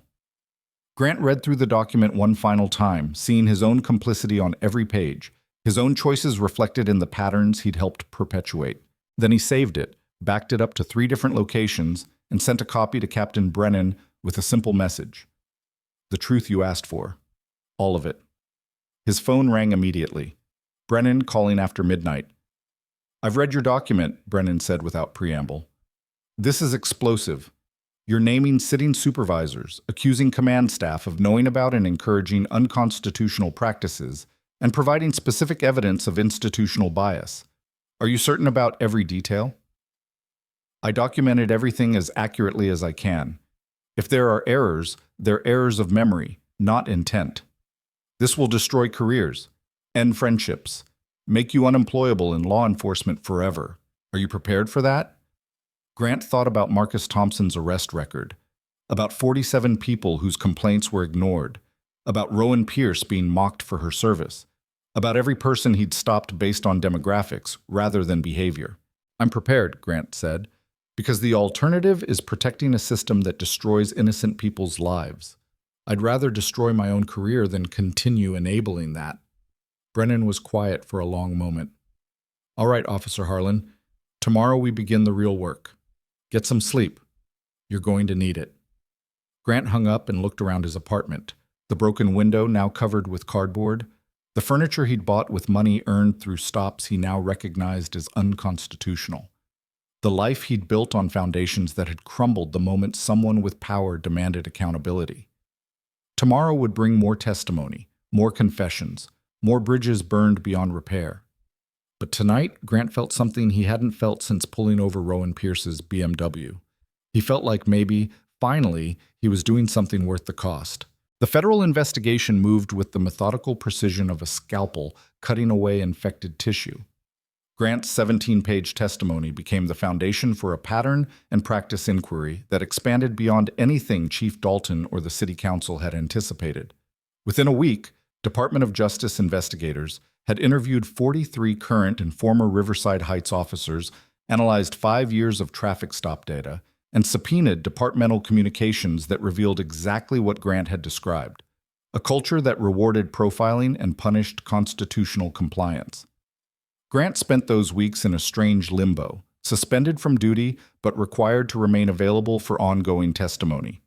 His days consisted of meetings with federal investigators, sessions with his attorney trying to negotiate plea terms, and long hours alone in his apartment watching his former career disintegrate on the evening news. The broken window had been repaired, but 2 more incidents followed: slashed tires and a spray-painted message on his door reading "RAT" in letters large enough to be seen from the street. The landlord had been sympathetic but clear. Grant's lease wouldn't be renewed. Sarah Martinez sat across from him in her cramped office on a Tuesday morning, files stacked between them like a wall of consequences. The U.S. Attorney's Office has made an offer. They're willing to reduce charges to a single count of deprivation of rights under color of law if you plead guilty and agree to continued cooperation through any trials that result from the department-wide investigation. "What's the sentence?" Grant asked. Federal sentencing guidelines suggest 12 to 18 months, but the prosecutor is recommending probation with community service and a permanent ban from law enforcement employment.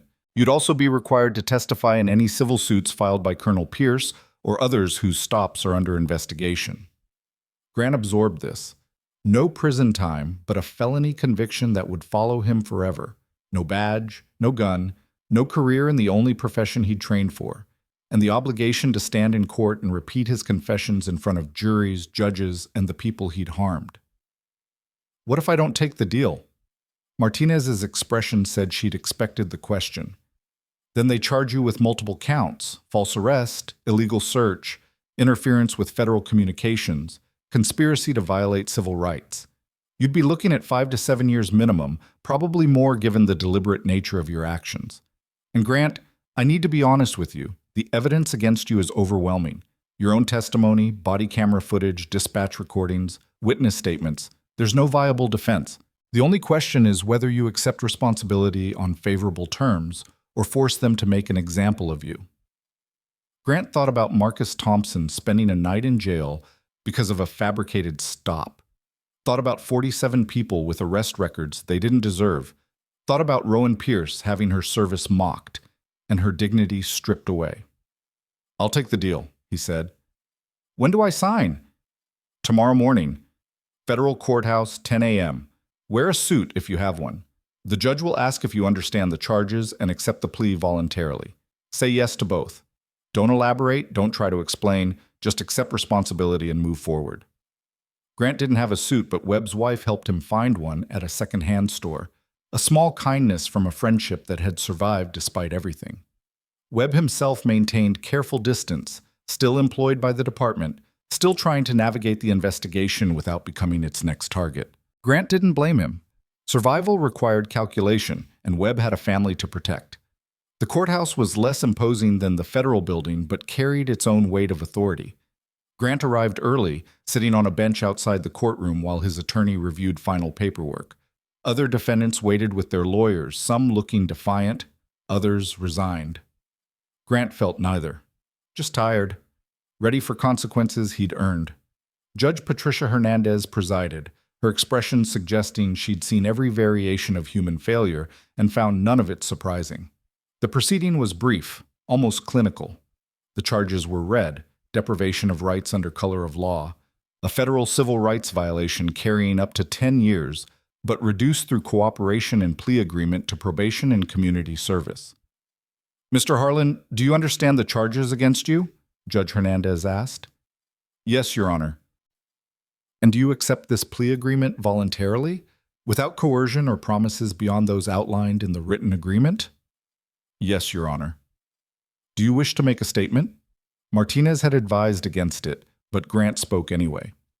"Your Honor, I want the record to reflect that I accept full responsibility for my actions. I violated Colonel Pierce's constitutional rights knowingly and willfully. I conducted an illegal search, made a false arrest, and interfered with official military communications. I did these things because I was trained to prioritize authority over rights and because the system rewarded such behavior. That doesn't excuse my choices. It explains them. And I hope my cooperation with investigators helps prevent other officers from making the same mistakes." Judge Hernandez studied him for a long moment. "Mr. Harlan, I've been on this bench for 16 years. I've seen many police officers stand where you're standing, and most of them spend their allocution time minimizing responsibility or blaming others. Your willingness to acknowledge the institutional context while accepting personal accountability is noted. However, understand that your actions caused real harm to a decorated military officer and undermined public trust in law enforcement. The sentence I'm imposing, 3 years probation, 500 hours of community service, and permanent prohibition from law enforcement employment, reflects both your cooperation and the seriousness of your violations. Do you understand?" "Yes, Your Honor." "Then this court accepts your plea and imposes the sentence as outlined. You're remanded to the probation office for intake. We're adjourned." The gavel fell and Grant's career ended officially. No ceremony, no final salute, just a judge's signature transforming him from police officer to convicted felon in the time it took to speak 3 words. Outside the courthouse, media waited. Grant's attorney tried to shield him, but he stopped at the microphones voluntarily. "I pled guilty today to violating Colonel Pierce's civil rights," Grant said, reading from notes Martinez had reluctantly helped him prepare.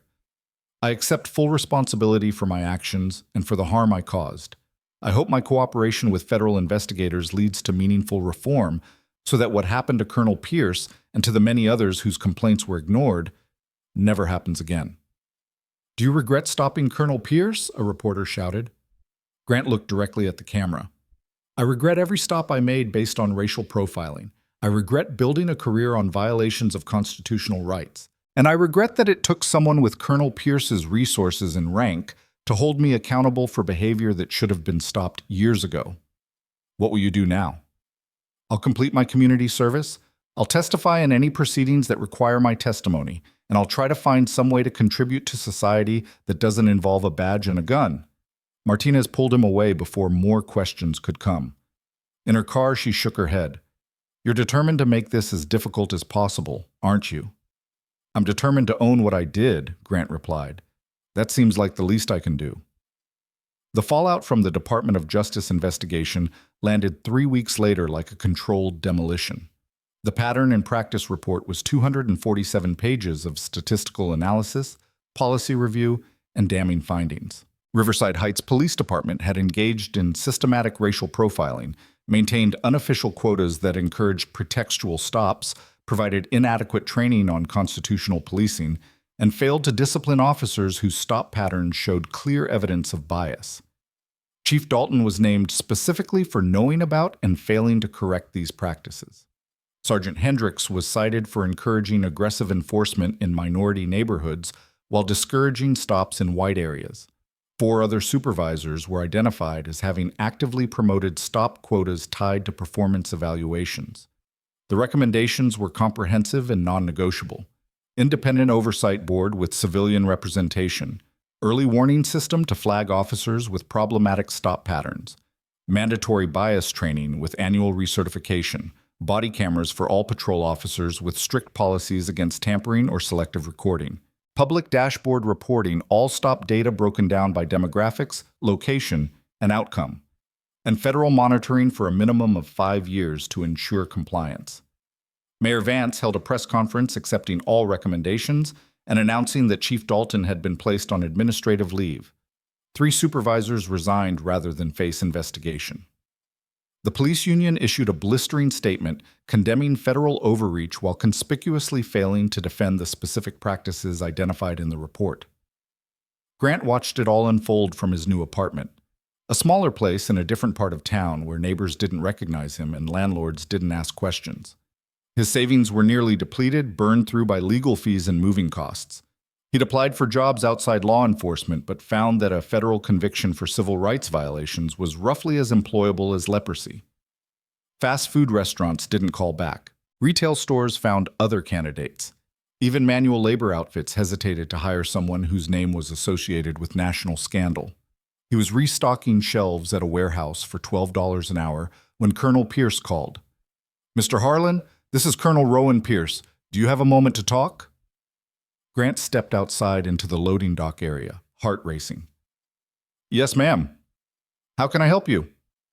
"I wanted to inform you personally that I'm not pursuing civil litigation against you individually. The city has agreed to a settlement that includes monetary compensation, policy reforms, and funding for community oversight. Your cooperation with investigators was a factor in that decision." Grant felt something loosen in his chest, relief mixed with shame that his first reaction was gratitude rather than recognition that he'd never deserved mercy in the first place. "Thank you, Colonel. I don't deserve that consideration." "No, you don't," Rowan agreed, her voice direct but not unkind. "But punishing you personally won't undo the harm or prevent future violations. What matters is systemic change, and your testimony has contributed to that. I saw the DOJ report. The recommendations are comprehensive. They're a start. Implementation will take years and constant vigilance. But Mr. Harlan, I want to ask you something. What are you doing now?" Grant explained his warehouse job, his community service requirement, his struggle to find employment that paid enough to cover basic expenses. Rowan was quiet for a moment. "I'm going to send you some information about organizations that work on police reform and community police relations. Several are looking for people with inside knowledge of law enforcement culture to help develop training programs and policy recommendations. You have unique insight into how officers are taught to violate rights while believing they're doing good police work. That insight has value if you're willing to use it constructively." "You want me to help train police?" Grant asked, incredulous. "I want you to help reform police. There's a difference. Think about it. You'll receive an email with contact information. What you do with it is your choice." She hung up, leaving Grant standing on the loading dock, staring at his phone. The idea felt absurd, that someone who'd violated rights could help teach others to respect them, that his failures could somehow become lessons. But the alternative was spending the rest of his life restocking shelves and trying to forget who he'd been. That evening, the email arrived. 3 organizations, all focused on police accountability and reform. One caught his attention, the National Coalition for Constitutional Policing, which developed training curricula based on case studies of violations and their consequences. They were looking for a curriculum consultant who could provide law enforcement perspective on why officers violated rights and how departments could restructure training to prevent such violations. Grant drafted an application detailing his experience, his conviction, his cooperation with investigators, and his understanding of how police culture encouraged the very behavior communities demanded be stopped.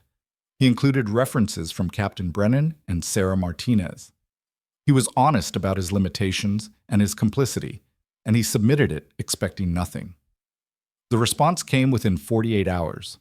An interview request, a video call with the organization's director, and a frank conversation about whether Grant could handle the emotional weight of repeatedly confronting his own failures while trying to prevent others from repeating them. "Mr. Harlan, I'm not going to pretend this will be easy," Director James Crawford said, his face filling Grant's laptop screen. "You'll be developing training modules that use your stop of Colonel Pierce as a case study in what not to do. You'll be watching your own body camera footage repeatedly to identify decision points where different choices could have led to different outcomes. You'll be speaking to police academies and departments, admitting your violations in front of officers who will judge you and probably hate you. Can you handle that? Grant thought about Marcus Thompson's kids asking why Daddy was arrested. Thought about 47 people whose lives he'd disrupted. Thought about Rowan Pierce standing in dress uniform while he mocked her service. Yes, sir. Because if reliving my worst moments prevents someone else from creating similar moments for others, that's the least I owe. Crawford studied him through the screen. We can offer $35,000 a year, full benefits, and travel costs for speaking engagements. It's not much, but it's meaningful work. When can you start? Grant gave notice at the warehouse the next day. The work was exactly as difficult as Crawford had promised. Grant spent weeks reviewing his own stop of Colonel Pierce, breaking down each decision point, each escalation, each moment where different training or different cultural expectations might have led to a constitutional outcome instead of a federal violation. He watched himself approach Rowan's car with his hand on his weapon and had to articulate why that was intimidation rather than officer safety. He watched himself conduct an illegal search and had to explain the mental gymnastics that led him believe training and experience justified ignoring the Fourth Amendment.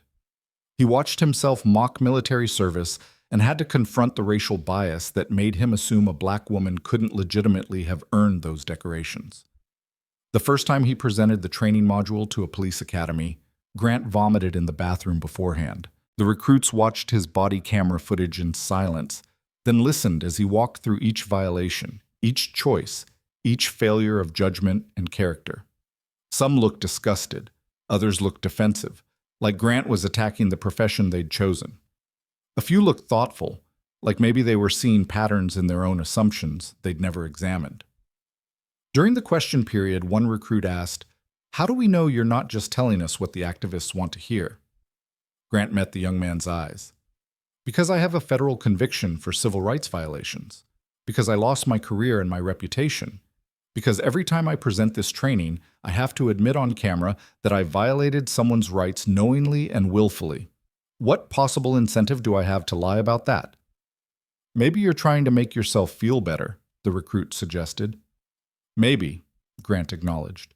"But even if that's true, does it make the lessons invalid?" "I stopped a decorated military officer because she was black and driving an expensive car. I searched her vehicle without consent or probable cause. I arrested her on fabricated charges. Those are facts, documented on video and admitted under oath. Whether my motivation for teaching you about it is redemption or accountability or just trying to feel less like garbage doesn't change what happened or why you need to learn from it." The academy staff invited him back for future sessions. Months became a year. Grant's community service hours were completed through speaking engagements and training development. His probation officer reported that he was meeting all requirements and demonstrating genuine rehabilitation. The National Coalition expanded his role, having him contribute to policy recommendations for the Department of Justice and testify before state legislative committees considering police reform bills. And slowly, painfully, Grant began to understand the difference between punishment and accountability. Punishment was the conviction, the probation, the loss of career and reputation. Accountability was using those consequences to create something constructive, to take the worst parts of himself and his training and transform them into lessons that might prevent future violations. He was preparing for a presentation to the Riverside Heights City Council, now under federal monitoring and required to implement reforms, when Sarah Martinez called with unexpected news. "Grant, I thought you should know before it hits the news. Chief Dalton just pled guilty to conspiracy to violate civil rights. He admitted to knowing about and encouraging the quota system and racial profiling practices. He's getting 18 months in federal prison and permanent disqualification from law enforcement." Grant felt an odd mix of vindication and sadness. Dalton had been a bad chief, but he'd also been a product of the same system that created Grant. The difference was that Dalton had been in a position to change the culture and had chosen to perpetuate it instead. "What about the others?" Grant asked. "Hendricks and the other supervisors? Plea deals across the board? Probation, fines, employment bans? Nobody's going to prison except Dalton, but nobody's staying in law enforcement either. The department's being rebuilt from the ground up with new leadership and mandatory compliance with all DOJ recommendations." "Good," Grant said, and meant it. The presentation to the city council was scheduled for a Tuesday evening, 2 years almost to the day since Grant had pulled over Rowan Pierce's BMW. The council chambers were packed, community members who'd been demanding reform for years, officers from neighboring departments sent to observe, media covering the continuing saga of Riverside Heights transformation. Grant stood at the podium, his presentation materials ready, his testimony prepared. But before he could begin, Mayor Vance spoke. Mr. Harlan, before you present, I want to acknowledge something publicly. 2 years ago, you committed serious violations of civil rights that brought federal scrutiny to this city and exposed institutional failures we should have addressed long ago. Your actions caused real harm to Colonel Pierce and to community trust in law enforcement, but your cooperation with investigators and your work on police reform since then has contributed meaningfully to the changes we're implementing. I don't say this to excuse what you did. I say it to recognize that accountability can take many forms, and yours has included helping us understand how to do better. Grant nodded, accepting the words for what they were. Acknowledgement, not absolution. Then he began his presentation, walking the council through the training modules he'd developed, the policy recommendations based on his experience, and the data showing that departments implementing constitutional policing practices saw decreased complaints, improved community relations, and no loss in public safety outcomes. During the question period, one council member asked, Mr. Harlan, if you could go back to that night 2 years ago, what would you do differently? Grant didn't hesitate. I wouldn't have made the stop. Colonel Pierce committed no violation. She posed no threat. The only reason I stopped her was racial bias disguised as police work. If I could go back, I'd recognize that my instinct to pull her over was based on who she was, rather than what she'd done, and I'd drive past instead. And if you couldn't do that? The council member pressed. If your training and culture made the stop feel inevitable? Then I hope I'd at least have the decency to admit I was wrong when she asked for justification instead of doubling down and escalating.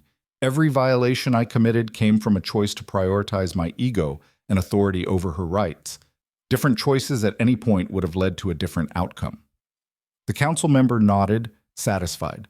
The presentation continued, and Grant fielded questions about implementation timelines, training costs, and resistance from officers who viewed reform as criticism of their profession.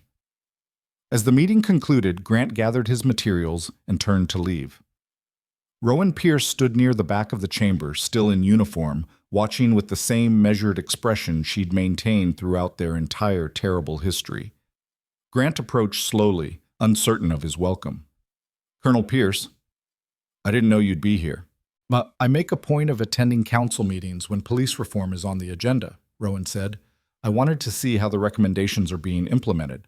And it's progress. Slower than I'd like, but genuine. Your training modules are particularly effective. I've watched the body camera footage analysis you developed. It's difficult viewing. It should be, Grant said. It documents every wrong choice I made and every assumption I failed to question. Rowan studied him for a moment. Mr. Harlan, I want to show you something. She led him out of the chambers to her car, the same black BMW, still gleaming, still perfect. She opened the trunk, revealing the same garment bag and metal case that had been there 2 years ago. I still carry these, Rowan said, not because I need them, but because they remind me that dignity isn't given by others. It's maintained despite others. You tried to strip mine away. You failed. And now you spend your days teaching officers why that failure was actually a success, not for you, but for constitutional policing. She closed the trunk. I don't forgive you, Mr. Harlan. Forgiveness suggests the harm is erased, and it's not. But I acknowledge your accountability. I recognize that you've chosen to make your failures instructive rather than hiding from them. And I hope that choice continues to guide you. Grant's throat was tight. Thank you, Colonel. That means more than you probably realize. It shouldn't, Rowan replied. The only opinions that should matter to you now are those of the people whose rights you help protect through your work. Mine is just one voice. The real measure of your accountability is whether officers trained with your modules make better choices than you did. She drove away, leaving Grant standing in the parking lot, watching her taillights disappear into the same night that had witnessed their first encounter. 2 years later, Grant stood in a different police academy in a different state, presenting his training module to a new class of recruits. The body camera footage rolled. His approach to Rowan's car, his hand on his weapon, his dismissive tone, his illegal search, his mockery of her service, his fabricated arrest. When it finished, one recruit raised her hand. "How many officers have you trained with this module?" "Over 3,000 across 42 departments," Grant replied. "And has it made a difference?" Grant pulled up data on the screen. Departments that have implemented constitutional policing training based on these case studies show a 37% reduction in civil rights complaints, a 42% reduction in illegal searches, and a 51% reduction in arrests later dismissed for lack of probable cause. The data suggests that when officers understand the real-world consequences of violations, not just legal consequences for themselves, but human consequences for the people they harm, they make different choices. Another recruit spoke up. "But you still lost your career. Was it worth it? Cooperating, I mean?" Grant considered the question carefully. "I lost a career built on violations. What I gained was the opportunity to contribute to a system that might actually serve communities instead of controlling them. So yes, it was worth it. Not because I'm noble or redeemed, I'm neither, but because every officer trained with this module who makes a constitutional stop instead of a biased one is someone who doesn't have to stand where I'm standing, admitting to federal violations while trying to help others avoid the same mistakes." The training session concluded. Grant packed up his materials, accepted thanks from the Academy staff, and drove to his hotel. His phone showed a message from James Crawford. "3 more departments requesting your training modules next quarter. We're expanding to federal law enforcement agencies. FBI wants you to consult on their civil rights curriculum. Good work." Grant stared at the message, feeling the strange contradiction of finding purpose through failure, of building something meaningful from the wreckage of who he'd been. His probation had ended 6 months ago. His community service was complete. His federal conviction remained, but the ban on law enforcement employment had become irrelevant. He'd found work that mattered more than the badge he'd lost.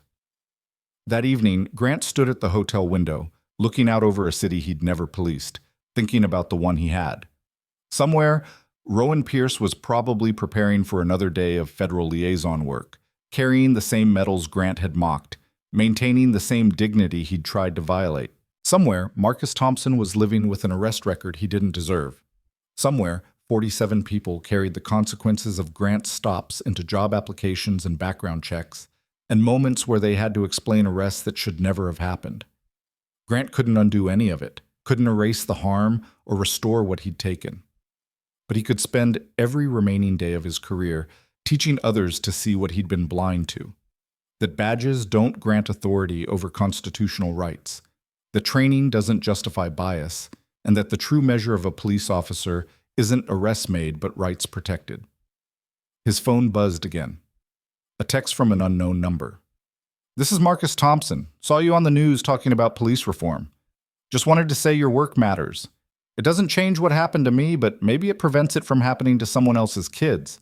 That's something." Grant read the message 3 times, feeling tears he didn't try to hide. Not forgiveness. He hadn't earned that and never would. But acknowledgement that his accountability had value beyond himself, that the wreckage of his first career could become the foundation of something better. He responded simply, "Thank you. I'll keep trying to make it matter." Outside his hotel window, the city lights stretched into darkness. Tomorrow would bring another academy, another presentation, another room full of recruits who'd watch his failures documented in high definition and hopefully learn from them. The work would continue, unglamorous, difficult, and absolutely necessary. Grant Harlan had stopped being a police officer the moment he violated Rowan Pierce's rights. But in the years since, through testimony and training and the hard work of accountability, he'd become something potentially more valuable. A cautionary tale that walked and talked and reminded everyone who'd listen that constitutional rights weren't obstacles to overcome, but principles to uphold, that communities of color weren't threats to control, but citizens to serve, and that the difference between good policing and bad policing came down to choices made in moments when authority tempted and character decided. He'd made the wrong choices 2 years ago. Now he spent every day teaching others how to make better ones. It wasn't redemption, it wasn't forgiveness, it wasn't absolution, but it was accountability. real, sustained, meaningful accountability. And in a system where police violations so often ended in protection rather than consequences, that mattered more than Grant's comfort, more than his reputation, and more than the career he'd lost. Because somewhere tonight, an officer trained with his modules might pull over a driver and see a person rather than a demographic. Might request backup for safety, but treat the driver with dignity. Might recognize that the right to ask for probable cause wasn't obstruction, but constitutional literacy. Might make the choices Grant hadn't made and spare someone the harm he'd inflicted. And if that happened, if even one stop went differently because of the lessons Grant's failures had taught, then maybe the wreckage of who he'd been could build something better than what had existed before. Grant closed his laptop, turned off the lights, and tried to sleep. Tomorrow would bring more work, more confessions, more confrontations with the worst version of himself, preserved on video for educational purposes.